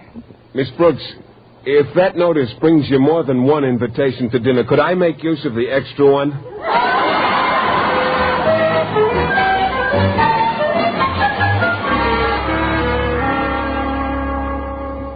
You wanted to see me, Mr. Conklin? Yes, Miss Brooks. Sit down, won't you, please? Take this leather chair by my desk. That's it. Are you nice and comfy? Yes, sir. I'm fine, but how are you?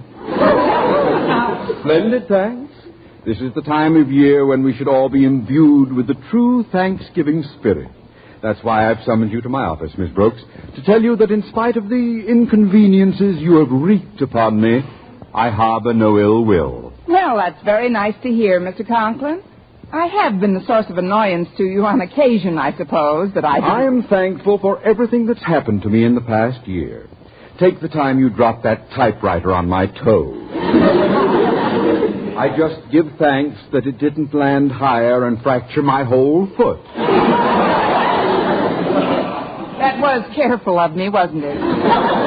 Then when I think back to the time you stepped on my eyeglasses and crushed them, I give thanks that they weren't on my nose at the time. But my main purpose in calling you here is to inform you that I have read the notice in this morning's Monitor. Oh, that's just a joke, Mr. Conklin. It was written by one of the pupils in my English class. Yes, I could tell from its construction. However, I want you to know, Miss Brooks, that I was quite touched by that item. The more so since I, too, will be all alone this Thanksgiving. But what about your daughter and Mrs. Conklin? They're spending the day with Harriet's grandmother, my wife's dear mother. We asked her to join us for the holiday, but she lives almost 100 miles away, and she thinks she's got high blood pressure or something. So nothing would do but that Harriet and Martha visit her. Bless her crotchety old hide. But why aren't you going along? What? Me make a trip like that with my blood pressure? The doctor has absolutely forbidden it. In any event, when I read that notice, Miss Brooks, a thought occurred to me which might make Thanksgiving more enjoyable for both of us. Both of us? Yes. Since we're both going to be alone, I'd like to ask you... that is, I wonder if you'd... what I have to say isn't easy for me, Miss Brooks. Maybe I can help. I promise not to order anything over $1.50. Loneliness can do more to undermine a person's morale than almost anything. And, well, if you'd...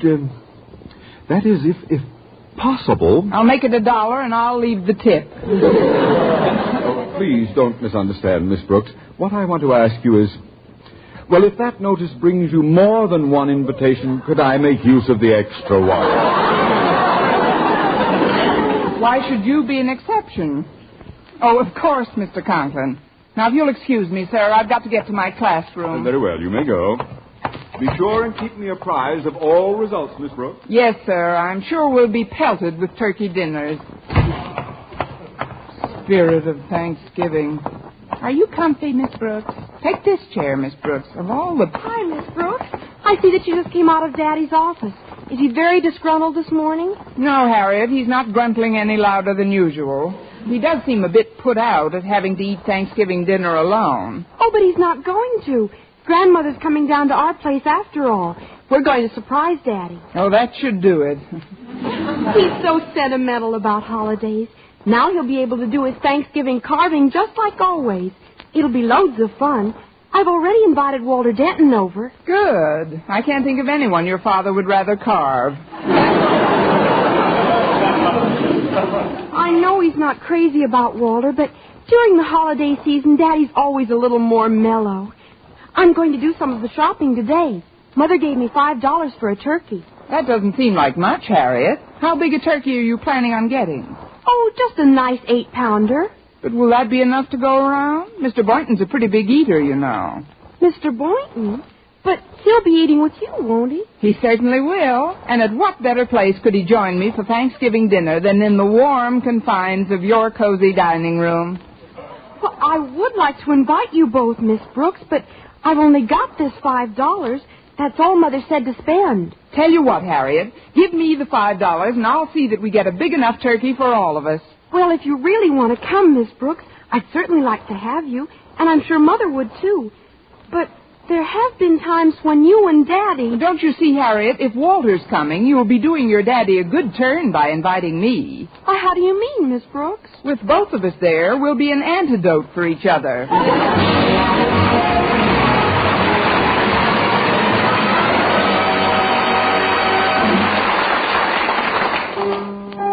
Brush your teeth with Colgate. Colgate Dental Cream. It cleans your breath. Water toothpaste. Water cleans your teeth. Colgate toothpaste. Cleans your breath. Water toothpaste. Water cleans your teeth. Colgate Dental Cream cleans your breath while it cleans your teeth. And the Colgate way stops tooth decay best. More than 2 years' research showed the Colgate way of brushing teeth right after eating helps stop more decay for more people than ever before reported in dentifrice history. Yes, the Colgate way stopped tooth decay best. Better than any other home method of oral hygiene. No other dentifrice, ammoniated or not, has proof of such results. And you should know that Colgate, while not mentioned by name, was the one and only toothpaste used in the research on tooth decay recently reported in Reader's Digest. So always follow the Colgate way to clean your breath while you clean your teeth. And stop tooth decay best. Brush your teeth with Colgate. Colgate Dental Cream. It cleans your breath. What a toothpaste. While it cleans your teeth. And the Colgate way stops tooth decay best.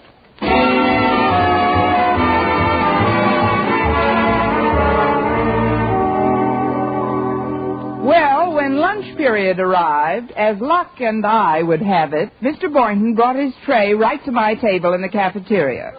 In spite of the fact that he had a nice lunch before him, he didn't begin eating, but sat with his fork poised and stared into my eyes with a deep and absorbing emotion. It was a terribly romantic moment as Mr. Boynton leaned across the table and in a voice choked with passion said, "Get any extra invites to Thanksgiving dinner?" "No, and get your fork out of my cottage cheese." Sorry. I was just wondering about that notice in the monitor. Well, you can forget about the notice, Mr. Boynton. I've wangled us both an invitation to join the Conklins for the holiday. Oh, say, that's wonderful. Mrs. Conklin's a fine cook. There's only one catch. We've got exactly $5 with which to buy a turkey that'll feed 6 people. Well, how in the world are we going to do that, Miss Brooks? You and I can chip in another $5 between us. There must be some other way. Well, there isn't. Not unless I put up the entire amount, and I can't unless I pawn my earrings again. Oh, but Miss Brooks... I wouldn't care if I hadn't had my ears pierced. You have no idea how drafty my lobes get in November.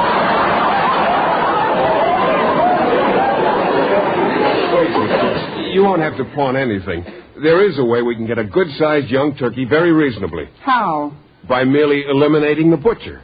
What do we do, buy the turkey from his parents?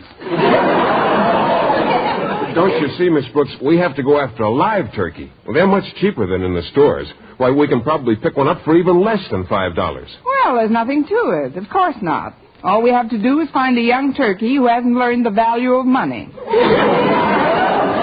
Once we get a good one, we can kill it ourselves, pluck the feathers, clean it, and dress it. There must be some other way. Believe me, this will work, Miss Brooks. I know a place about 20 miles from here. A fellow named Tobin has a turkey farm. We'll drive out after school and see what he's got. Say, it might be fun at that. A nice drive in the country. Well, sure. The fresh air will be good for all of us. All of us? You, me, and my pet frog, McDougal. Well, he hasn't been at all well lately, Miss Brooks. What's the trouble? He can't seem to sleep. Maybe he reads too late. I mean, where's he been sleeping? Oh, his usual place, on a newspaper in his cage. Well, there's your answer. How can anybody sleep with the news that's in the paper nowadays?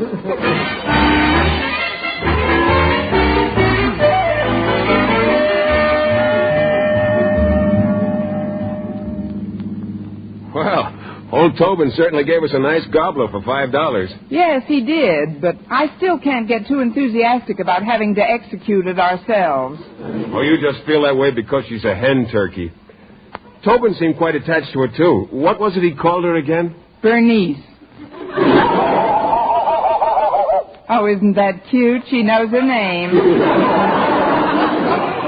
Oh, that's nothing. Mac knows his name, too. Your frog? Of course. His cage is right beside you on the seat. Just pick it up and call to him. Oh, that's ridiculous, Mr. Boynton. I'm not going to start any conversations with McDougal. Did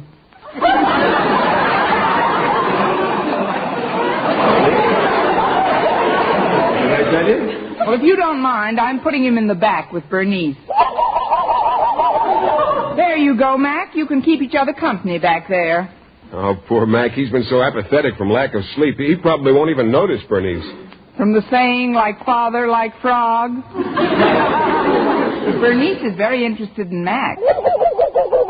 Oh, isn't that cute? She's got her head right next to his cage.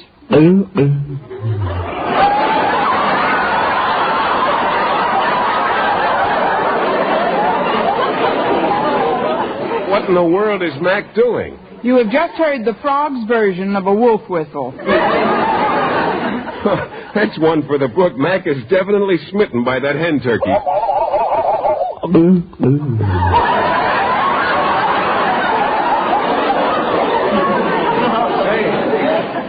Say, what's going on in the back seat now, Miss Brooks?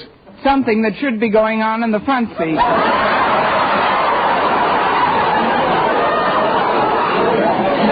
They're getting better acquainted.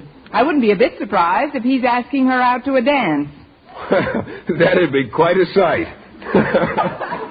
Oh, actually, Bernice is much too tall for Mac. Oh, I don't know. She's a natural for a barn dance. Do-si-do, now I ain't bluffing. Dance too hard and you'll lose your stuffing. Oh, calm down, Bernice. I was just kidding.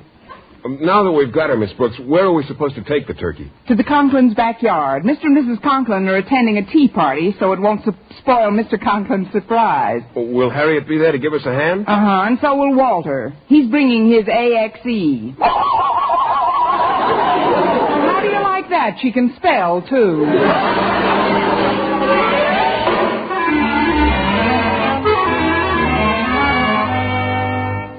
Careful with his crate, Walter. There's a slat loose on the side. Yeah, I got it, Mr. Boynton. Now let's set it down in the driveway. Oh, what a wonderful turkey. Sorry, Mac. You'll have to wait in the car. Oh, he's a beauty, all right. Absolutely inspiring. Oh, what a perfect combination.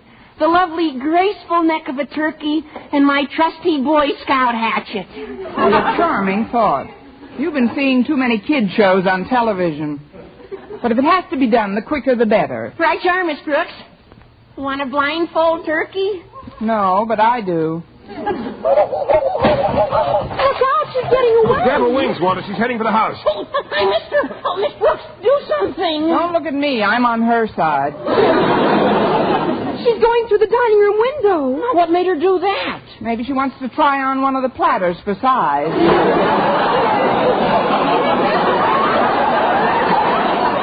We've got to get her out of there before Daddy comes home. We want this to be a surprise. Come on in the side door.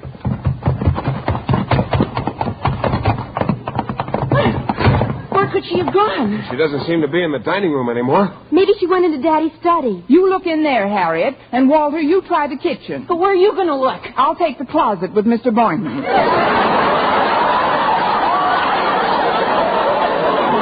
You kids go ahead. But, Miss Brooks, you don't think the turkey really went into the closet, do you? Who knows? It shouldn't take us more than 20 minutes to find out. I think the turkey's definitely in this study somewhere. Take a look behind the couch, Walter. Okay, Harriet. I'll sneak up on the little beauty with the stealth of a barefoot pilgrim. That might be Daddy. He always forgets his key. Walter, you stay put behind that couch. Miss Brooks, Mr. Boynton, follow me. Where are you going to hide us? In this clothes closet right across the hall. Quick, Miss Brooks, get in. Okay. Be right there. Hello, Daddy. Forgot my key again, Harriet. Where's Mother? She's doing some shopping for tonight. For dinner? Oh, don't mention that word. I ate so much at that confounded tea party that I can hardly breathe. I'm going into my study and lie down on the couch for a while. Oh, but you can't. I mean, you know what nightmares you get when you go to sleep after eating. Remember the time you thought there were bats in your bedroom? That was after I saw Lost Weekend. Now, don't fuss around me, child. I can hardly keep my eyes open. But, Daddy, wouldn't the bedroom be more comfortable? I'd never make it up the stairs, Harriet. Just call me in an hour or so, please. Oh, dear. Miss Brooks, Mr. Boynton, come out of the closet. Go away.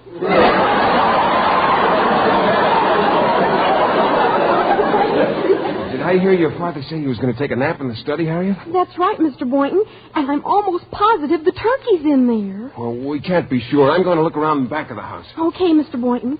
Miss Brooks, let's tiptoe up to the study door and listen.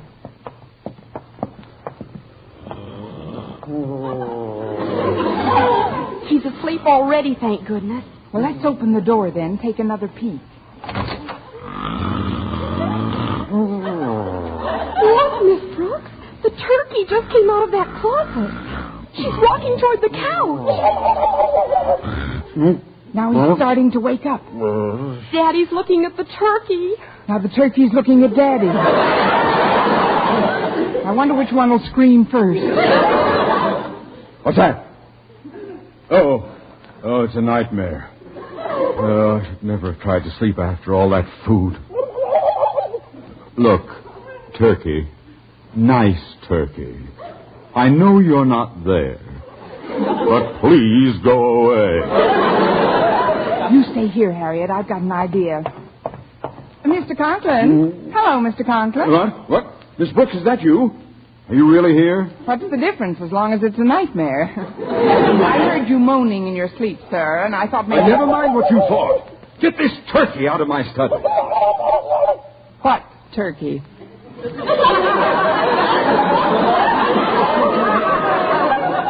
What turkey? What is that? Maybe your dream turkey has an allergy. The turkey just walked out the door. That sneeze came from behind the couch. It's just me, Mr. Conklin. Me and my trusty hatchet. Oh, God! Dream or no dream, boy, there's no reason to go berserk. We've had our differences, surely. But deep down in my heart, I've always had a warm spot for you.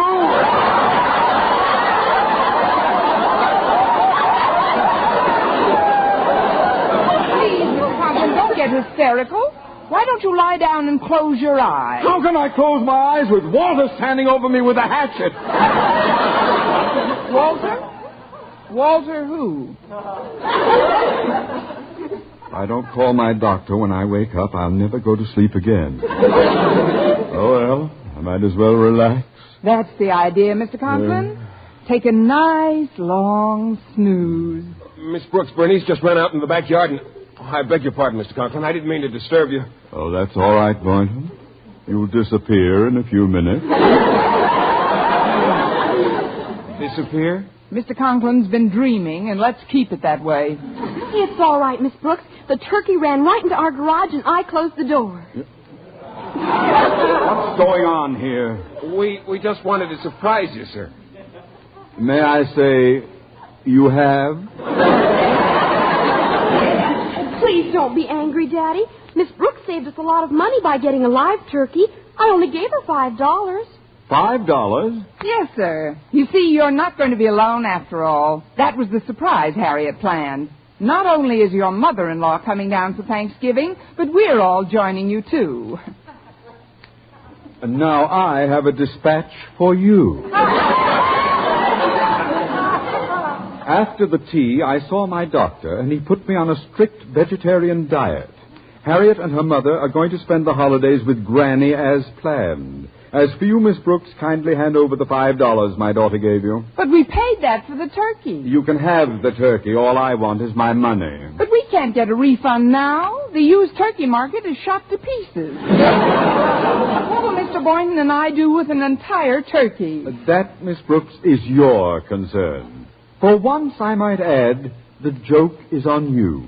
Well, I've celebrated some Thanksgivings in my time, but this is the biggest bird I ever received.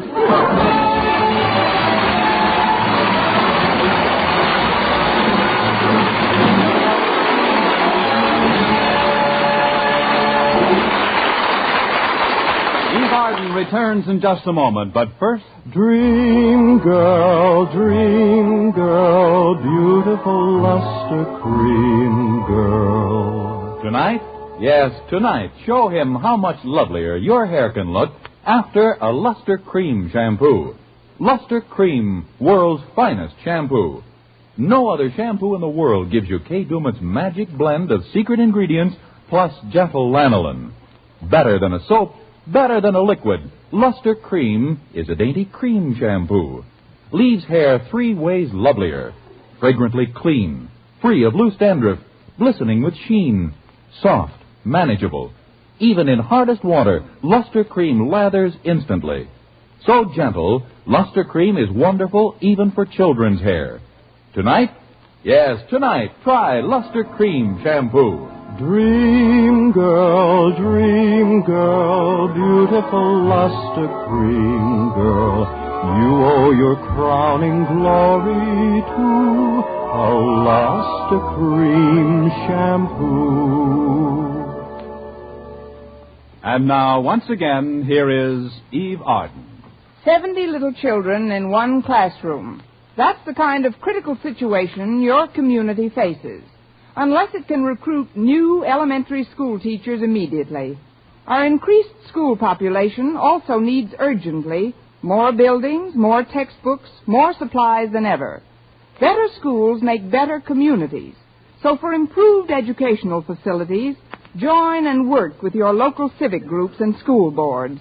For further information, write to the National Citizens Commission for the Public Schools, 2 West 45th Street, New York, 19, New York.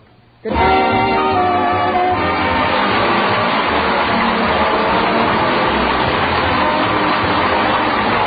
This is Vern Smith reminding you to tune in next week to another Our Miss Brooks show, brought to you by Lustrous Cream Shampoo for soft, glamorous, caressable hair, and Colgate Dental Cream to clean your breath while you clean your teeth and help stop tooth decay. Our Miss Brooks, starring Eve Arden, is produced by Larry Burns, written by Al Lewis, with the music of Wilbur Hatch. Mr. Boynton is played by Jeff Chandler, and Mr. Conklin by Gail Gordon. Others in tonight's cast were Jane Morgan, Dick Crenna, and Gloria Macmillan.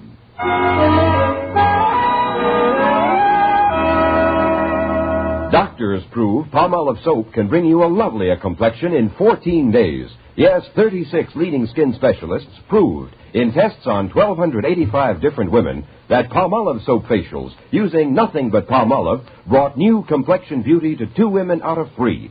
Just wash your face 3 times daily with Palmolive soap, each time for 60 seconds, massaging Palmolive's beauty lather onto your skin. Then rinse and pat dry. So start your Palmolive facials today. Remember, doctors prove Palmolive soap can bring you a lovelier complexion in 14 days.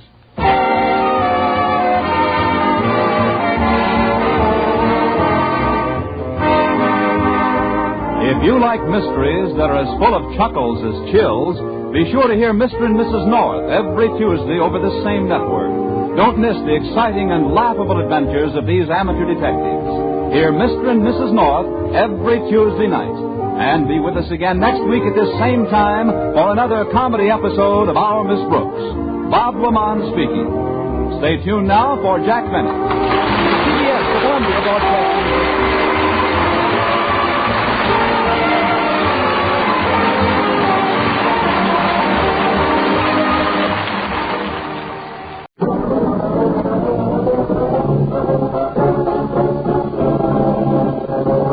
Make no mistake.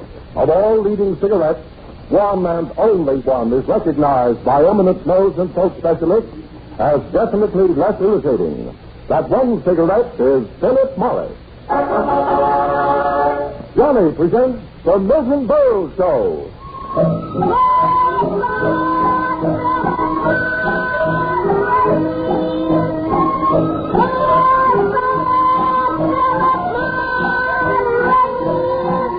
Here comes Johnny, ladies and gentlemen, to remind you, if every smoker knew what Philip Morris smokers know, they'd all change to Philip Morris.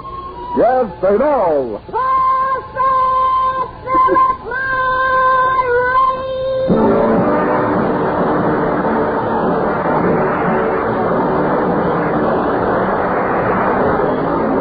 From Radio City in New York, here is the Milton Berle Show. With Kurt Kelton, Jack Albertson, Mary Shipp, Johnny Gibson, Billy Sands, Frank Milano, our singing star Dick Carney, the music of Abe Locke and his orchestra, and yours truly, Frank Young. Ladies and gentlemen, this is Thanksgiving week when we give thanks for so many wonderful things. That's right. You'll now hear Milton Berle for half an hour. Let us give thanks it is not a whole hour. And here he is, Milton Berle.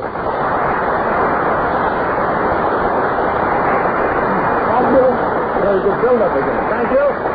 And good evening, ladies and gentlemen. Mr. Gallup, what a week this has been. There hasn't been so much excitement since the day they picked up my option, dropped it, picked it up, dropped it, picked it up. I'm the only actor who has a contract written on a yo-yo.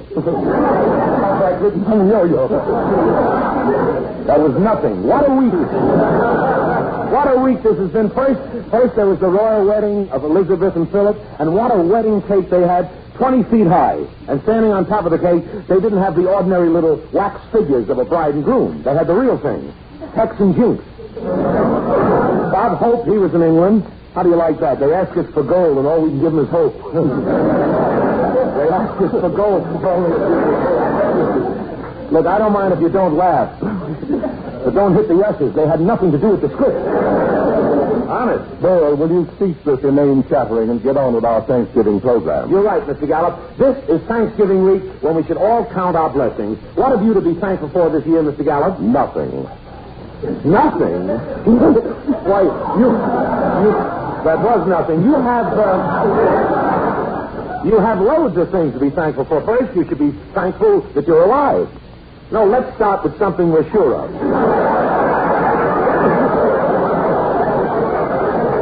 I'm gaming on you. You should be thankful, Mr. Gallup, that this year you became associated with Milton Berle on a big program. Thankful? Yes. Did you say thankful? Well, yes, Mr. Gallup. Should I be thankful that since I've come on this program, I've been ostracized by my former friends in the musical world? But, Mr. Gallup... I, the only man Jose Turby ever trusted to adjust his piano stool. Well, I know. I, who used to go on drinking parties with the Budapest String Quartet whenever they needed a fifth. Mr. Gallup, you mean all that is gone? Gone. Thanks to my association with you. Today, every time I pass Carnegie Hall, music lovers yell, "There goes Frankie the Fink." Oh, that's terrible, but after all, Mr. Gallup, being on this program has given you new interest. You've learned a lot from me. Yes. From you, Bill, I've learned to read a racing form while chalking a cue stick in a pool room. Look, Mr. Gallup. I've learned the correct procedure of blowing on the dice in order to make a 9 the hard way. Mr. Gallup! I didn't realize what this life was doing to you. Honestly, I'd hate to see you go, but you're right. Give up this program before it's too late. Go back to your old friends, Deems Taylor, Yasha Heifetz, Leopold Stokowski. Those squares? Mr. Gallup! Gee, I'm touched. You're willing to give up your musical reputation just to stay on this program with me? There, let me confess. What? I have at last found here on this program with you the one thing I've been seeking all my life. What is that? An easy buck.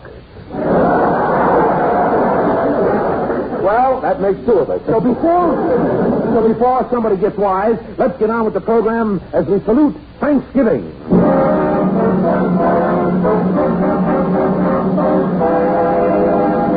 Thanksgiving, gem of the autumn season. Autumn when the frost is on the pumpkin. Pumpkin, very symbol of Halloween. Halloween, happy holiday before Thanksgiving. Thanksgiving, gem of the autumn season. That year went fast, didn't it? Want to go round again? Thanksgiving, gem. Gem of Burl. I'm giving you new lines. Will you please stick to the subject of Thanksgiving? But, Mr. Gallup, I was carried away. But not far enough. Oh, that was jazz.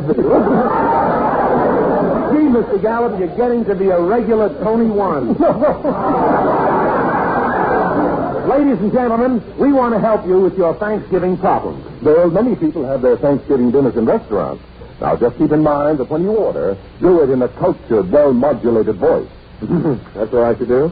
Mr. Gallup, you don't understand. I eat at Lindy's, and if I show up there with a cultured, well-modulated voice, you'll get thrown out. They'll think you're a spy from Schwab. I've seen you order, Bill. Have you? And ladies and gentlemen, as a horrible example, and to show you how not to order your Thanksgiving dinner, here is Milton Berle ordering in a restaurant.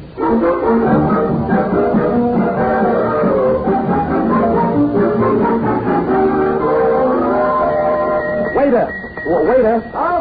Okay. What'll it be, the Thanksgiving turkey dinner? No. It's too big. Let me see. Oh, here's something on the menu. Don't move, I'll kill it. No, I mean this dish. The breaded beef. Don't get it. No, wait. Maybe the chicken in the pot. Chicken in the pot? No, my sleeves always get soggy. I know, I'll have the baked mackerel. Baked mackerel? Oh, wait, waiter, I had fish yesterday. Mister, please, it's getting late, and I still got 6 tables to insult. Gee, funny. Somehow I don't feel hungry anymore. Wait, I'll take off my apron. We'll go outside and play leapfrog. You should work up an appetite. Very comical. Look, it's Thanksgiving. I'll have the turkey dinner. I'd like to take you out. Goody. I'll call Lucy Monroe.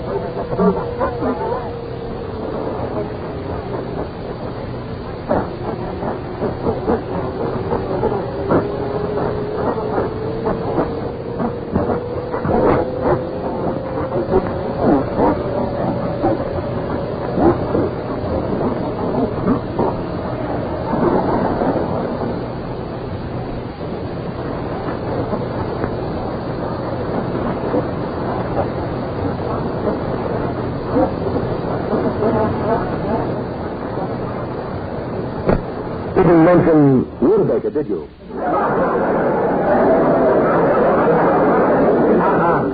You haven't any Rutabaga? You know, waiter, suddenly I got a yen for Rutabaga. You know, mister, suddenly I got a yen to be dancing on the French Riviera with Hedy Lamarr. But that's right. No Hedy Lamarr, no Rutabaga. What do you want? Okay, I'll take the tomatoes. Tomatoes, stewed, but not too stewed. I'll bring the oil. Oh, wait, I guess I should have some potatoes. You should have poison. Now, look, wise guy, I didn't come in here to be insulted. You didn't come in here to eat either. Okay, just bring my order. I'll do that for you. Good. Now, you do something for me? What? Drop dead.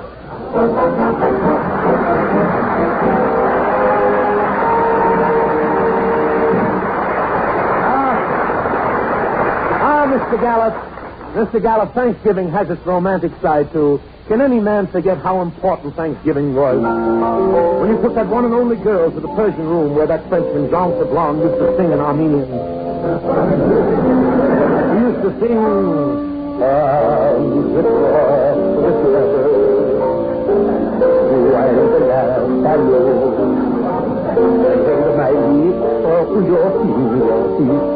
And so you I love you.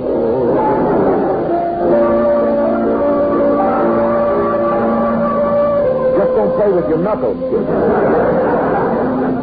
Cynthia. Golden memories of Thanksgiving dinner with Cynthia. Yes, hands across the table. Cynthia, your hands were always across the table, eating off somebody else's plate. Remember, Cynthia, that night I took you to Thanksgiving dinner at the swanky El Morocco? Lovely, Cynthia. Even in those days, you had the new look. You used to sell them from your newsstand. Too bad you had no life. I'll give you time. Smart. My writer should be doing it. Smart, sophisticated Cynthia.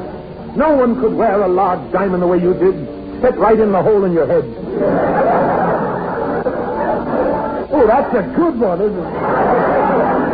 Remember when we sat down and I reached over to take the fur off your neck, how you screamed? I didn't know it was going there.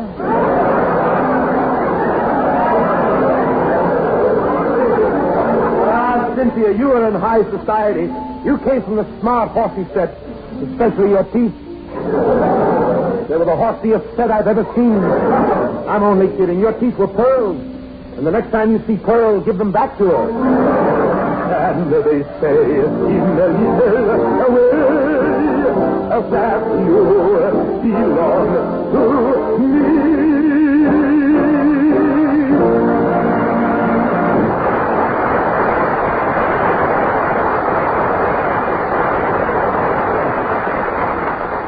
Memphis, Tennessee, Buffalo, New York, Denver, Colorado, Portland, Oregon. Yes, from all over the country there's news, big news. Listen, from section after section, eminent nose and throat specialists report that in cases of irritation due to smoking, they suggest change to Philip Morris. Yes, these top-ranking nose and throat specialists actually suggest Philip Morris because they know Philip Morris is the one, the only leading cigarette proved definitely less irritating. Remember, the cigarette that gives you the least irritation is the cigarette that gives you the most enjoyment. After all, it's pleasure, deep, rich pleasure that counts in smoking. And the full measure of smoking pleasure is yours to enjoy day in, day out in Philip Morris. That's why we say, if every smoker knew what Philip Morris smokers know, they'd all change to Philip Morris, America's finest cigarette.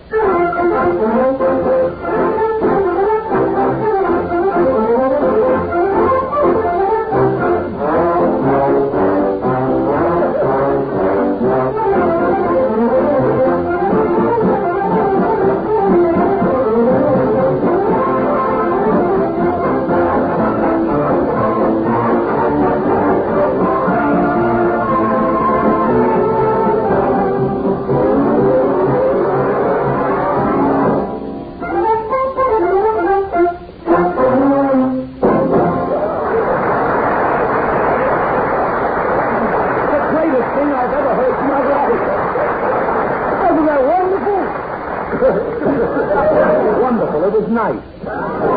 That was Creighton Unit Score, played by Ray Block, the Philharmonic Orchestra, and Ray, I will repeat, as Berle usually does, that was wonderful. There's only one thing that keeps your orchestra from really being great. You.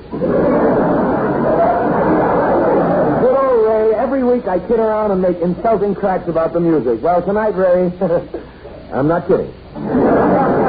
And now, as we continue our salute to Thanksgiving, we present Thanksgiving Forum tonight. Thanksgiving Forum tonight. The question: which has been in more turkeys, oyster dressing or Milton Berle? Oh, what a blow for Princess Elizabeth. Thank you. Let us commence with questions from the audience. Let's start with this gentleman in the third row warming his feet in the pockets of the man in front of him. Yes, sir? Mr. Berle, I'd like you to come to my house. I didn't hear what you said, sir. I said, Mr. Berle, I would like you to come to my house Thanksgiving. I'm having friends for dinner. Well, thank you. Are you having turkey? No, I'm having friends. I'm a cannibal. Thank you. Let's hope you don't have half-baked friends. Let's go on. All right, this young man with his head caught in the subway door. Young man, what is your name? My name is Prince Philip.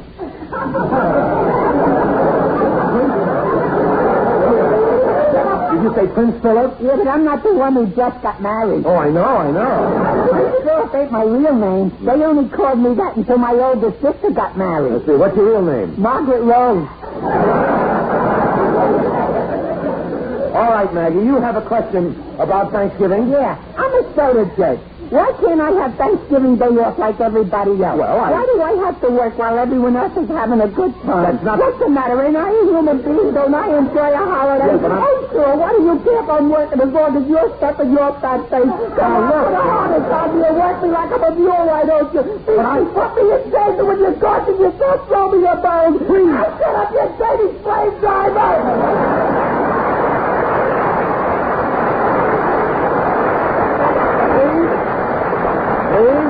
Let's not lose our tempers. Let us go on to the women in the audience. All right, this lady in the aisle shampooing a cocker spaniel. Young lady, what is your name, please? Hello, Feeney. I'm a homemaker. I see, and you have a question that has to do with Thanksgiving? Yeah, how can I stop my husband from eating so much on Thanksgiving? He's still a disgusting glutton. Your husband eats a lot? And fast, too. He can eat 4 courses at the same time. 4 courses at the same time? He doesn't have enough hands for that. What do you think his feet are for? Gee, that's terrible. Last Thanksgiving, I give him a whole turkey just for himself. He sure was tickled. He was tickled? Yeah, I forgot to take off the feathers. Mrs. Feeney. The way he eats. He never even leaves me a drumstick. He eats up both drumsticks? Drumsticks. He eats a drum, too. Well, naturally. He'll eat anything. The doctor told him he had a tapeworm. He has a tapeworm? Yeah, it comes from eating tape. Oh, I see what you mean. He's such a clumsy guy when he carves out Thanksgiving turkey. He always carves out the same piece for me. What piece is that? His thumb. Gee, that's dreadful. Is he a good carver? Yeah, the turkey keeps sliding away. He has to sit on it. Mrs. Feeney, your husband sits on the turkey? Don't worry, he wears a pair of old pants. Oh, well, that's different. What do you think he is, a slob or something? No. This year I ain't gonna bother with the turkey dinner. I got my husband a big fat pig. Your husband likes to eat pigs? He ain't gonna eat it, he's gonna eat with it. Oh, thank you very much, Mrs. Feeney. Thank you. Thank you. And now, as a climax to our Thanksgiving forum, it is an honor to present one of the world's most famous chefs. 320-pound gentleman, the king of the culinary arts, who rules his kitchen with an iron hand. The great Featherfield. Ladies and gentlemen, Mr. Featherfield.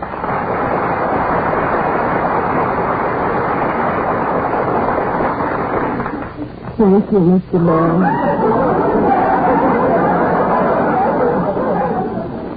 Thank you for this golden opportunity of talking to the thousands of people who have eaten my food and have happy stomachs all over the United States and parts of Canada. Mr. Featherfield, I understand that you're the holder of many gold medals for cooking.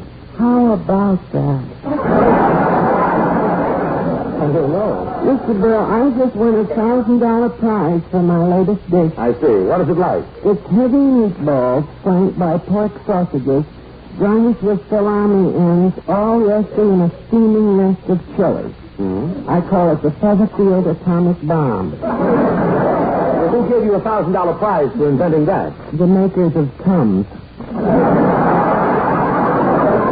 Wonderful. Mr. Featherfield, have you a special Thanksgiving dish that you can tell us about? Just one. Turkey a la Featherfield. Turkey a la Featherfield? How do you make that? Scrape the meat off the turkey, pull out the neck, cave in the breast, and serve. Why do you call that turkey a la Featherfield? Because it looks like me. I saw that coming. You should have ducked. Tell us, Mr. Featherfield, does your wife cook? Oh, gracious, no, Mr. Berle. She's a professional woman. Professional woman? Yeah, professional wrestler. Your wife sounds pretty big. Mr. Berle, my wife is everything a man could wish for. Yeah? If the man was Sabu. Well, let's get back to cooking. What is your ideal dish? Mr. Berle, every night I dream I'm smoking a tongue, then I pickle it, then I roast it, and jab a fork into it. Oh, just the thought of doing it makes me happy. That makes you happy? Yeah.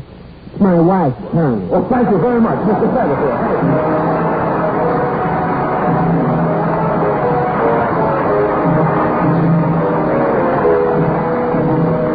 And here's our young singing star, Dick Farney, to sing... I have but one heart, this heart of you. I have but one heart to stand with you. I have but one dream that I can cling to. You are the one dream I pray comes true. My darling, until I saw you, I never felt this way. And nobody else before you ever has made me say you are my one love. My life I live for you. I have but one heart to give to you.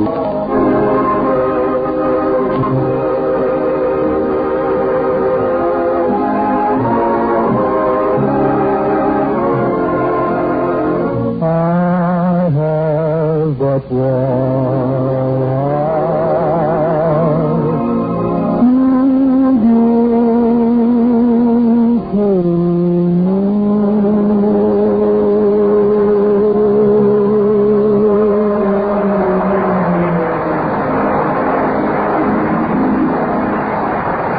How about that? Wonderful, Dick Farney. Really swell. What a voice. No wonder they're beginning to call you the new Georgie Gentle. I'm not sure, Dick, but I think you can sue. Mr. Gallup, did I ever tell you what happened at my house last Thanksgiving? No. Would you like to hear about it? No. Oh, okay, you talked me into it. Here's what happened, Mr. Gallup. It was last year, and I'll never forget, it was about a week before Thanksgiving. My wife and I were home. Milton, for the last time, I'm not having any of those characters from your Friars Club over to Thanksgiving dinner. But I invited them, darling. Make them feel at home. All right, we'll have mulligan stew in a tin can. That's very funny. Look, in this family, you just do the cooking and let me tell the jokes for a living. Either way, we'll starve. What's with those jokes? What do you do? Spend the morning in my files? Come in. That's for delivery crate for Milton Berle. Sign here. Oh, there you are. Put it down here. Thank you very much. That's a pretty big crate, Milton. Why are those air holes in it? See, I don't know. I'll poke this pencil through one of the holes. There. Run for your life. It's a bomb. Milton, come back. I'll open the side. Look, Milton, a turkey. A turkey. Isn't that wonderful? Watch this note tied around his neck. Dear Milty, congratulations. You won the annual Friars Club turkey raffle. You won a raffle? Well, what do you know? It's the first useful thing I ever won in my life. Milton, you won me. Let me repeat. It's the first useful thing I ever won in my life. Gosh, darling, look at that turkey. Isn't he cute? Yes, but get him out of the house. We just got rid of the fleas from Uncle Julius's last visit. Gee, look at that red nose, the way it hangs down limp over his chin. Gosh, it's almost as though Uncle Julius was still here. Now, I'm going to call him Julius. Hiya, Julius. I better see about having him killed. Killed? Oh, no, let Julius stay alive for a few days. Okay. Just think, darling, a turkey in the house. Our little nest has the real spirit of Thanksgiving. What'd you say, dear? Oh, I thought. I'm sorry.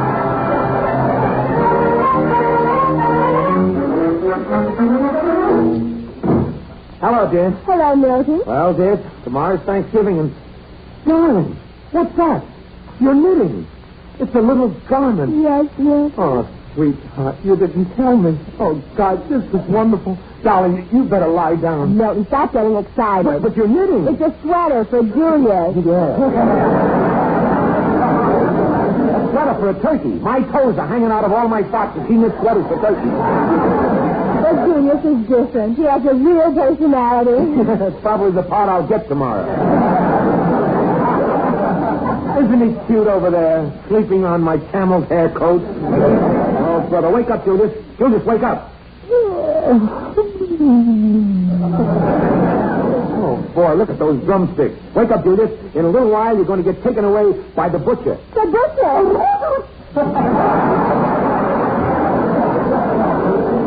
Now, look, darling, for a week you've been stalling me now. A turkey is born just to be eaten at Thanksgiving. Milton, I've made up my mind. We're not killing Julius. Well, we can't keep him. Well, why not? We can raise little turkeys. Let's get Julius a wife. A wife?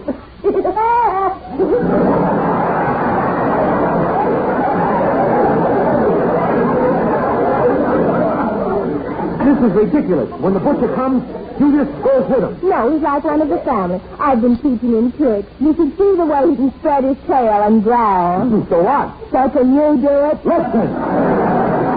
Now, yesterday you agreed to send for the butcher. That was yesterday. This morning something happened that changed the whole picture. What happened? Julius laid an egg.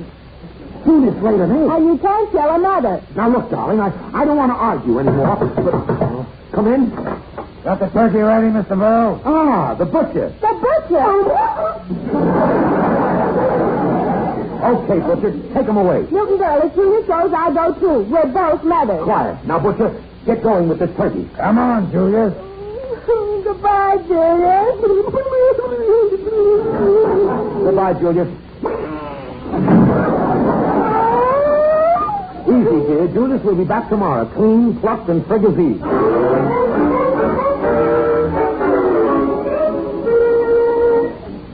Here are the sweet potatoes, dear. The butcher should be bringing the turkey any minute. Oh, boy, will those guys from the Friars have a treat. That must be the butcher now. Get out the roaster. Come in. Hello, Mr. Berle. Well, Where's the turkey? Come in, Julius. Yes, you've come home. Butcher, I paid you to kill him. Mr. Berle, I've been killing turkeys for 20 years. But Julius is different. That personality, those soft and blue eyes, I just couldn't do it. You hear? I couldn't do it. Now, wait a minute. Oh, here's your money. Here's your money. Do your own murdering. I couldn't do it. I couldn't do it. He couldn't do it, eh? Well, I'm gonna. People are coming here for turkey, and they're going to eat turkey. Milton, put down that poker. Come here, Julius.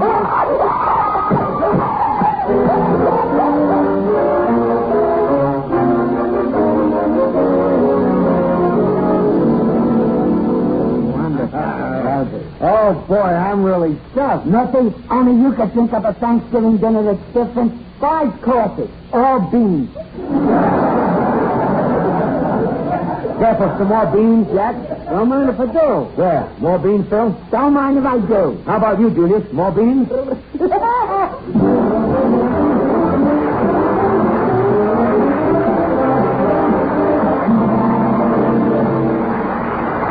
you. I'll be back in just a moment. In the meantime, Remember this. You're twice as sure of twice the pleasure when you smoke Philip Morris. And here's why. First, you enjoy the pleasure of smoking the world's finest premium tobaccos, mellow and mild and superbly blended. And second, you enjoy the extra pleasure of smoking the one, the only leading cigarette recognized by eminent nose and throat specialists as definitely less irritating. Yes, you're twice as sure of twice the pleasure when you smoke Philip Morris. So next time you call for cigarettes, call for Philip Morris, made in America by Americans to please American taste. very, very well said. Thank you, ladies and gentlemen. That about winds up the mad capering for tonight. And on behalf of my sponsor, Philip Morris, and the rest of our cast, may I wish you a very, very happy Thanksgiving. And this Thursday, as you're having your big Thanksgiving dinner, think of the one who made it all possible. That's the one. Good night, ladies and gentlemen.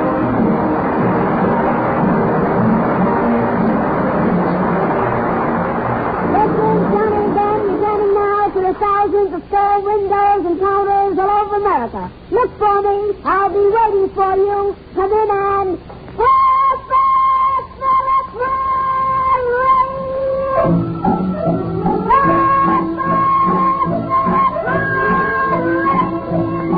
Yes, if every smoker knew what Philip Morris smokers know, they'd all change to Philip Morris, America's finest cigarette. And now, goodbye, Johnny.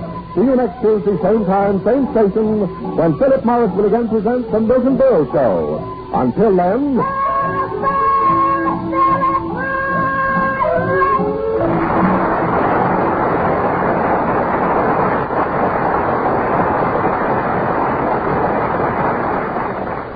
Hello, testing, 1, 2, 3, 4, 5. That's it, 5. Pipe smokers, try Revelation pipe tobacco, a smooth blend of 5 tobaccos. Yes, relax, take 5, take Revelation, a fine pipe tobacco. The Milton Berle Show is written by Matt Hyken and Alan Rubin. This is NBC, the National Broadcasting Company.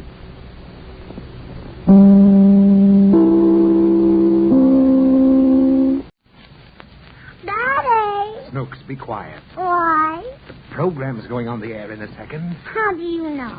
Because Don Wilson is standing there ready to announce it. I want to announce it. You can't. I want to announce it. Please, Snooks, the signal's coming. If you don't let me announce it, what? I'll hold my breath till my face turns blue. Oh, Don. All right, Daddy, all right. Let her announce it. Thanks. Go ahead, you little dictator. Ready? Shoot, there's the signal. It's Maxwell House coffee time. Ain't I good?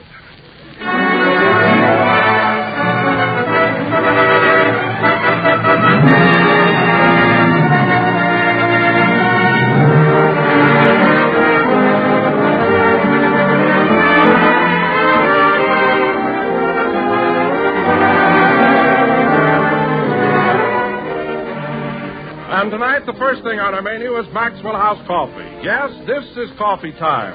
Time to sit back, relax, and enjoy with us a steaming, fragrant cup of the coffee that's good to the last drop. Well, now we're ready for another lightning session of entertainment with our Maxwell House stars, Mary Martin, Meredith Wilson, Hanley Stafford, and Fanny Bryce as Baby Snooks. And as a special Thanksgiving package for all of you, our super-duper added attraction, your favorite comedian and my Sunday night boss, Jack Benny.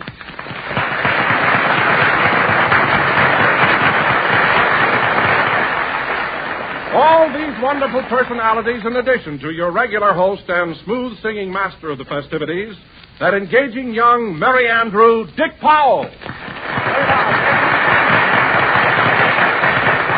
Thank you. Well, ladies and gentlemen, since we have so much show to cram into these 30 short minutes, this young Merry Andrew is going to engage himself in a song fresh from the pen of Maestro Meredith Wilson and bearing the unsentimental title, Rockabye Your Baby with a long underwear tune.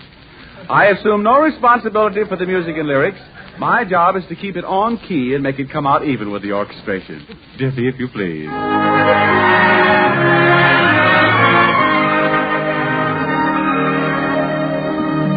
Rockabye your baby with a sweet classical tune. When Papa Haydn takes you riding, you go gliding to the moon, to a Brahms sonata or string quartet. You'll be singing a sweetheart duet.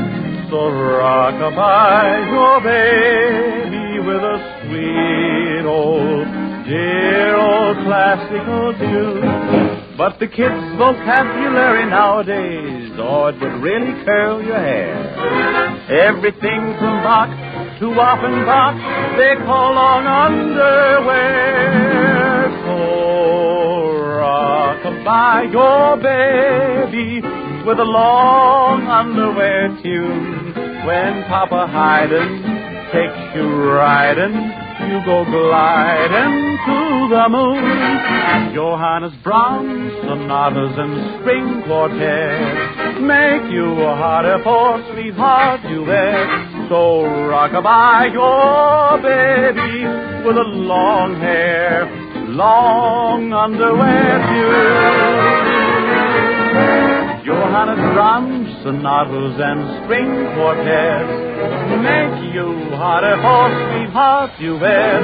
So rockabye your baby with a long hair, long underwear tune.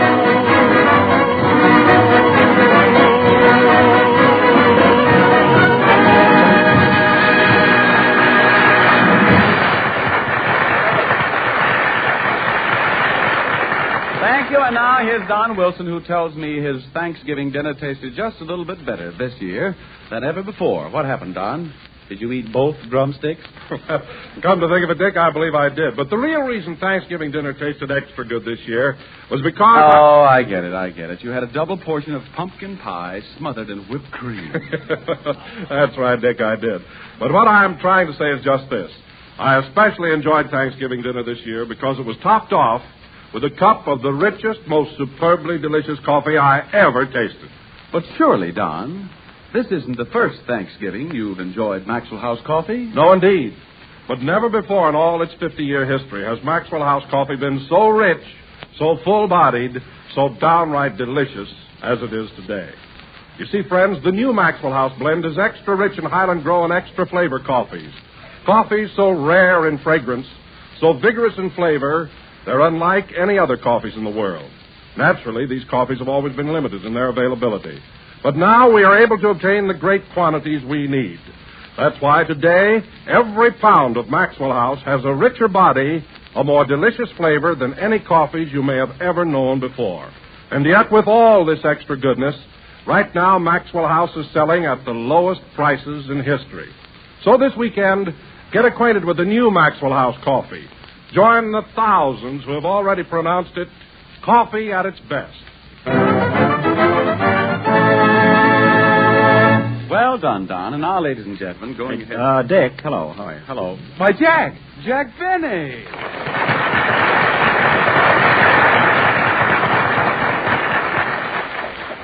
Well, am I on time? Why, Jack, of all people, what are you doing here? What am I doing here? Well, this is certainly a surprise. Meredith, look, here's Jack Benny. Jack Benny, see, this is a surprise.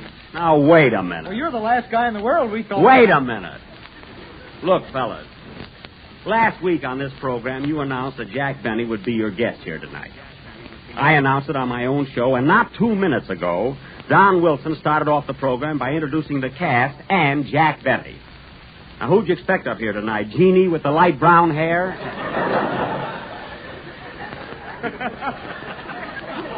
Or Fred Allen's eagle or something? It certainly is a surprise. Well, frankly, I did hear Don Wilson announce Jack Benny, but I didn't associate it with you. Oh, you didn't? No, we didn't know you were the Jack Benny he was talking about. Oh. Well, of course. Imagine me thinking there was only one Jack Benny. Why, that name is as common as Stanislaus Brogroznius. The phone book is full of them. Now, wait a minute, Jack. You don't have to get sarcastic about it. I'm not sarcastic, Dick. Oh, well, let's forget it. I'm here, you knew I was coming, and we're not fooling anybody. Okay. I guess we were bordering on the puerile and banal. It's a very good line, Dick. Do you mind if I use it on my program last week? And we pronounced it banal, if you don't mind. They didn't know me, but they knew my material. Huh? Say, Dick. What? You know, he has got blue eyes. Oh, there they go again. You think I was the only guy in the world with big blue eyes. Oh, hello, Don. Jack, how are you? Well, this is indeed a surprise. Oh, fine. Some enthusiasm after a honeymoon.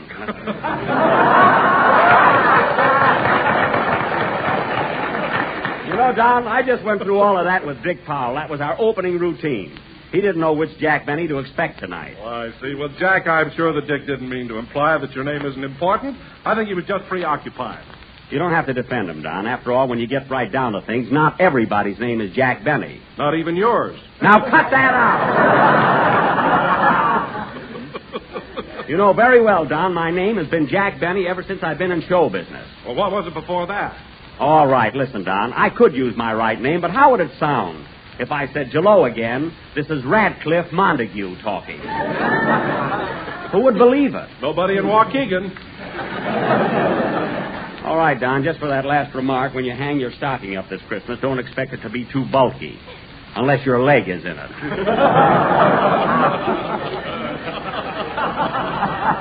If you get what I mean. Huh? Why, Jack Benny, don't tell me you're not going to give Don a Christmas present this year just because of an innocent little remark like that. Well? Why, Jack, that doesn't sound like you. It doesn't? Well, Dick, you know I've been kidded a lot about being thrifty and not over-generous, but you can believe me, it's nothing but malicious slander. Oh, it is, eh? Yeah, you know how those things are, Dick. Once a story spread that's a fella's tight, it's very difficult to live it down. Especially when you live up to it. Yes. Now, for instance... Hey, wait a minute! If I'm going to be called cheap, I can stay on my own show where I can lie my way out of it.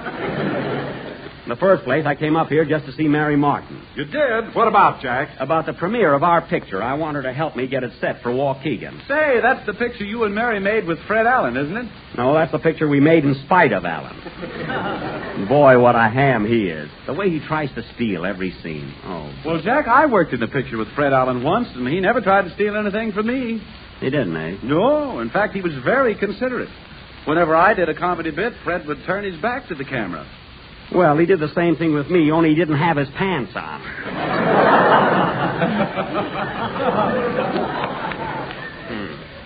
He and his creton shorts. You know, Dick, he wants the premiere of our picture held in Old Orchard, Maine. Say, Jack, I've got an idea. What is it, Meredith? Why don't you hold the premiere in Mason City? Mason City? Why? Well, that's my hometown. Well, why should we have it in your hometown? You weren't even in the picture. Well, that's it. I've got nothing to lose.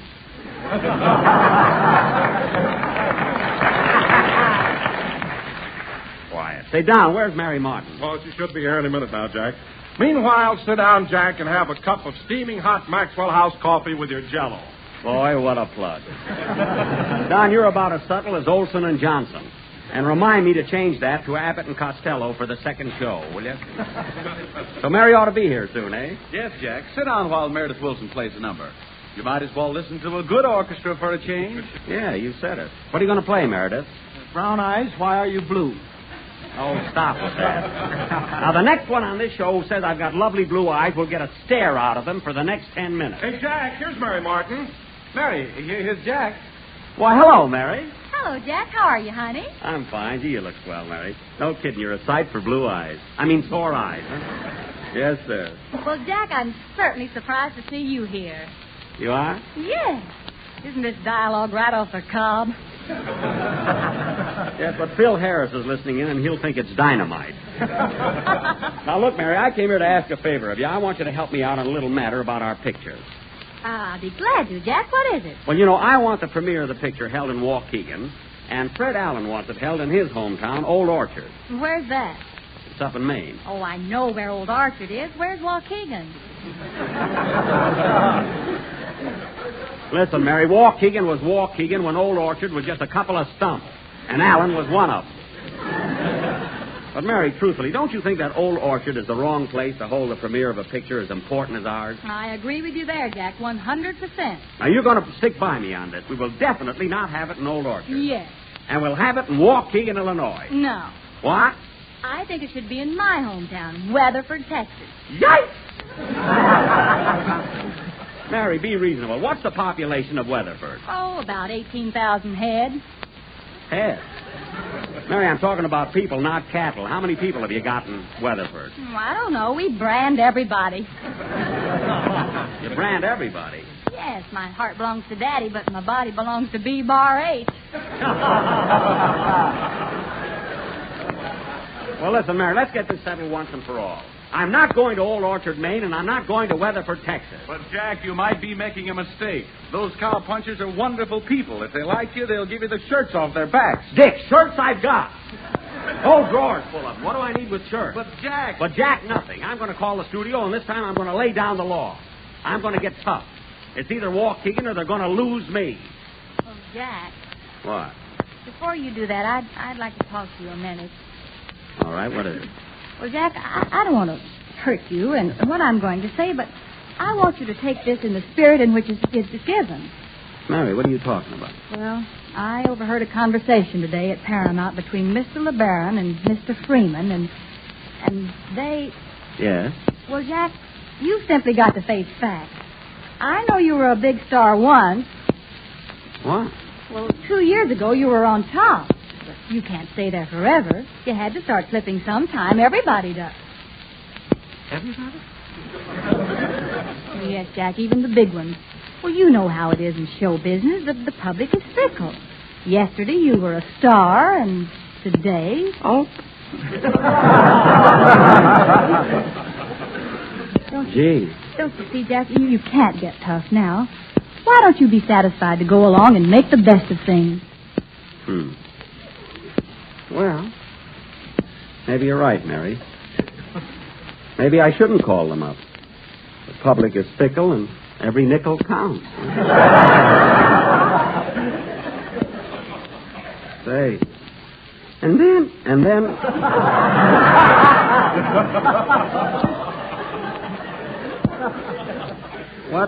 What's the difference if the premiere is held in Old Orchard, Maine, or Waukegan, or Weatherford, Texas? Say, say if those cowpunchers like me, maybe they'll give me the shirts off their back. I can always use a few more shirts. After all, shirts ain't hay. What do you say, Jack? Well, Mary, I'm sure you're right, and I certainly appreciate your cooperation. And you tell Mr. LeBaron and Mr. Freeman, you get to see them. Tell them I'm going home now and pack. And any place they want the premiere is okay with me. So long, Mary. Goodbye, Jack. Goodbye. Goodbye. See, show business is funny. One day you're up, and the next day I'm down. One day you're working for big money, and the next day you're working for shirts. If they like you. Oh, well, I've still got my blue eyes.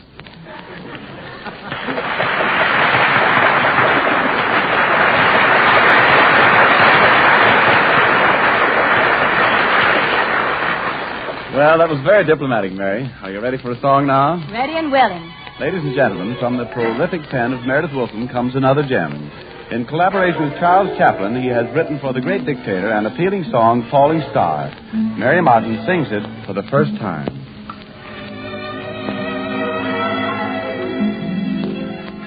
Falling star, you heavenly messenger from above, find me the one who loves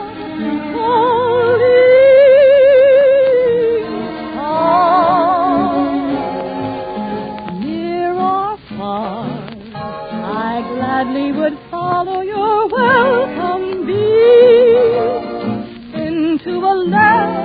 of dreams, my star. I find this earth so sad and dreary, without some love and for help, I turn to you above. Oh, falling star, while searching for someone who's lonely too, I'll ride alone with you, falling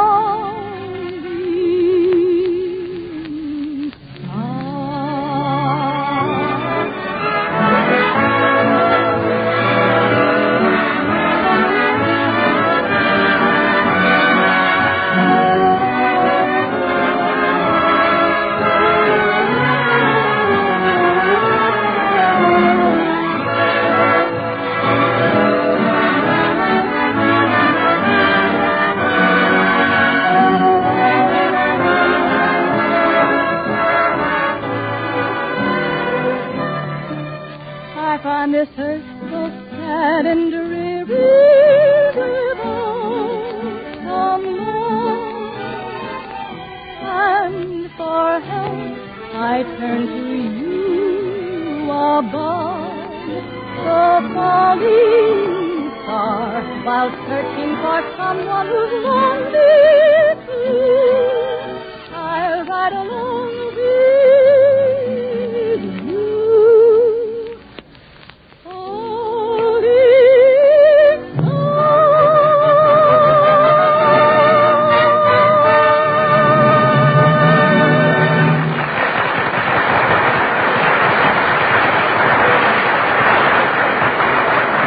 Thank you, Mary, thank you. That was really beautiful. And now here's Don Wilson again with a few words of wisdom. Friends, if you want a full money's worth of flavor and goodness when you buy coffee, be sure to notice how it's packed before you buy it. And remember, whether it's ground or in the whole bean, the coffee at your grocer's in ordinary packages is losing its fresh flavor and goodness because it's imperfectly protected from air. Yes, air steals away coffee flavor. In fact, ground coffee packed in ordinary containers where air can easily reach it loses as much as 45%, nearly half its precious flavor, in only 9 days. But with Maxwell House, well, we think too much of the extra flavor coffees in this greatly enriched blend to let one bit of their fragrant goodness escape. That's why we take Maxwell House, still fresh and fragrant from the roasting ovens, and pack it in the familiar blue can. All air is first removed. Then the can is sealed under vacuum. No air can get in, so no flavor can get out. So next time you buy coffee, ask for Maxwell House. It's selling right now at the lowest prices in history. What's more, it's coffee not just days fresh, but roaster fresh. And no coffee can be fresher than that. And now, with the magic touch of radio, we transport you all to the home of baby Snooks. Well, Snooks, it's bedtime. I'm sleepy, Daddy. Just the same, you've got to go to bed. Why? Because everybody has to sleep. It's impossible to burn the candle at both ends. Which candle? No candle, it's just an allegorical expression. Let's burn it, Daddy. Snooks, there's nothing to burn. Why? When you hear of a person burning the candle at both ends, he hasn't really got a candle, and he's not burning either end. Is he burning in the middle? No, it's just a symbolic phrase. Now, come on. You've had a wonderful Thanksgiving dinner. You've played with your toys. Now it's time to go to sleep. I want some more turkey. More turkey? Yeah, from both ends. Now, look here, Snooks. If you eat another mouthful of turkey, you'll burst. Will I? Certainly. You ate enough to feed an army. One more piece and you'd positively explode. Well, give me a piece and hide behind the door. No more turkey. I want some turkey. It'll poison you. I want some poison. Now, don't try to bribe me. Come on, get your things off. I don't want it. Please. Here's the wishbone. You can have this. There's no turkey on it. Well, you can make a wish with it. You take one end, and I'll take the other. And whoever gets the largest piece gets a wish. Now, come on. Pull. All right. I got it, Daddy. Fine. Now you can have whatever you wish for. Can I? Yes. What did you wish for? More turkey. All right, you little glutton. I'll give you some more turkey. Will you give me some white meat? Yes, I'll give you some white meat. I don't like white meat. All right, then, I'll give you dark meat. No, meat. Well, for heaven's sake, what do you want? Cranberry sauce. Now, that's enough, Snooks. I'm not going to let you drive me crazy tonight. Why? Because this is one day of the year I don't want to have to spank you. It's Thanksgiving, and we should all be joyful. When's Christmas? After Thanksgiving. I want Christmas to come first. Well, you can't change the holidays around. What holiday? Well, people make holidays to celebrate big events. George Washington's birthday's a holiday. Lincoln's birthday's a holiday. How did they get born on holidays? They didn't get born on holidays. You said they did. No. They were born on ordinary days, but they became so famous that people celebrate their birthdays as holidays. Oh. Take George Washington, for instance. Mm-hmm. Now, why do people celebrate his birthday and not mine? Because he never told a lie. No, because he was a famous president, and I'm just a nonentity. I'm nothing at all. Just another drab, colorless human piece of flotsam.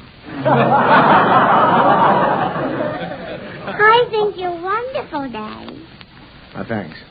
Oh, well, at any rate, people make these holidays and we all celebrate. And it gives little girls like you a chance to stay home from school. Is that clear? It's clear. Oh. Daddy. What? I ain't going to school tomorrow. Why not? Because I just made a holiday.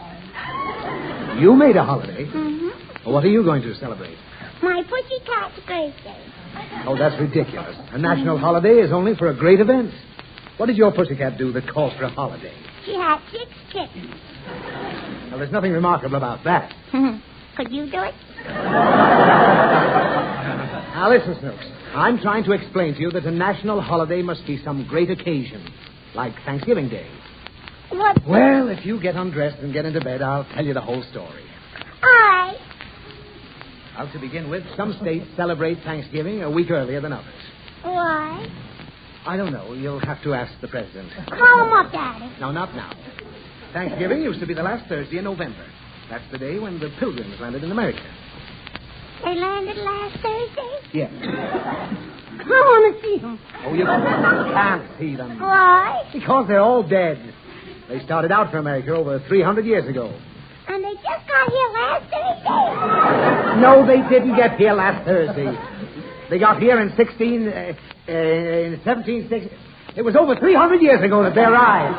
Who did? The Pilgrims. So now we celebrate their arrival by killing a turkey. And everybody's supposed to be thankful. The turkey, too? Turkeys don't know about Thanksgiving. We use the turkey as a symbol because that's the first food the Pilgrims found. Who's the Pilgrims? The people who first came here. They landed on Plymouth Rock. The turkey? No, the Pilgrims. On Plymouth Rock. Who's he? Who's he? Yeah. Plymouth Rock. The rock they landed on. Who did the rock land on? The rock didn't land on anybody. They landed on the rock. Who landed? The Pilgrims. Why?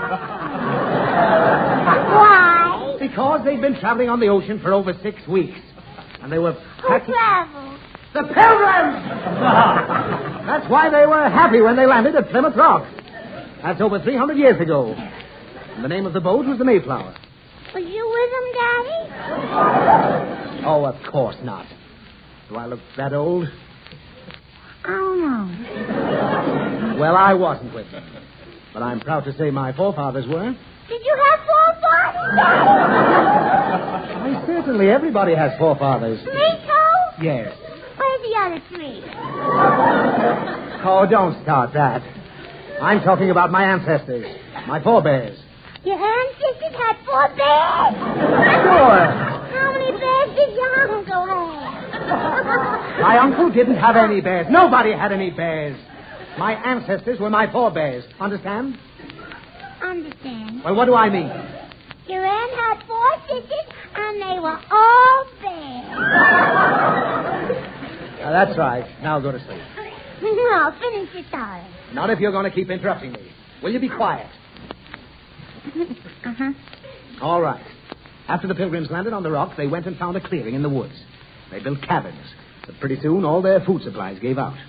They were about to starve when one of the Pilgrims rushed in with a thing we all eat now for Thanksgiving. Do you know what that was? Uh-huh. The rock. Snooks.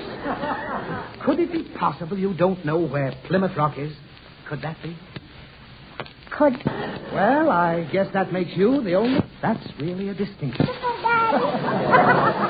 You're incredible. Why, Plymouth Rock is in...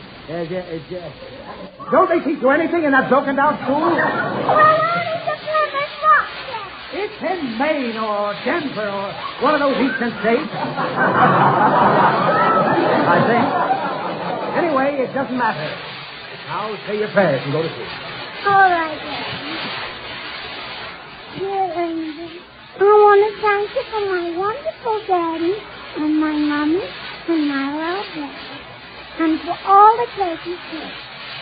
And I hope all the poor little children get plenty of Thanksgiving dinner like me.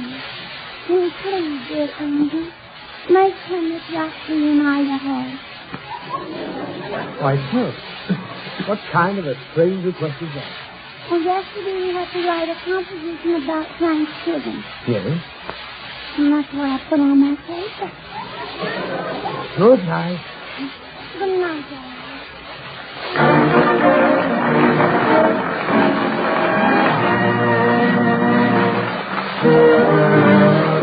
The sum of which just about ties off another section. So this is Dick Powell once again saying good night to the gang, and thanks for listening. For another half hour of fun, just keep your dial set right where they are. Until next Thursday, then, this is Don Wilson saying good night and good luck for the makers of Maxwell House, the coffee that's good to the last drop. This is the National Broadcasting Company.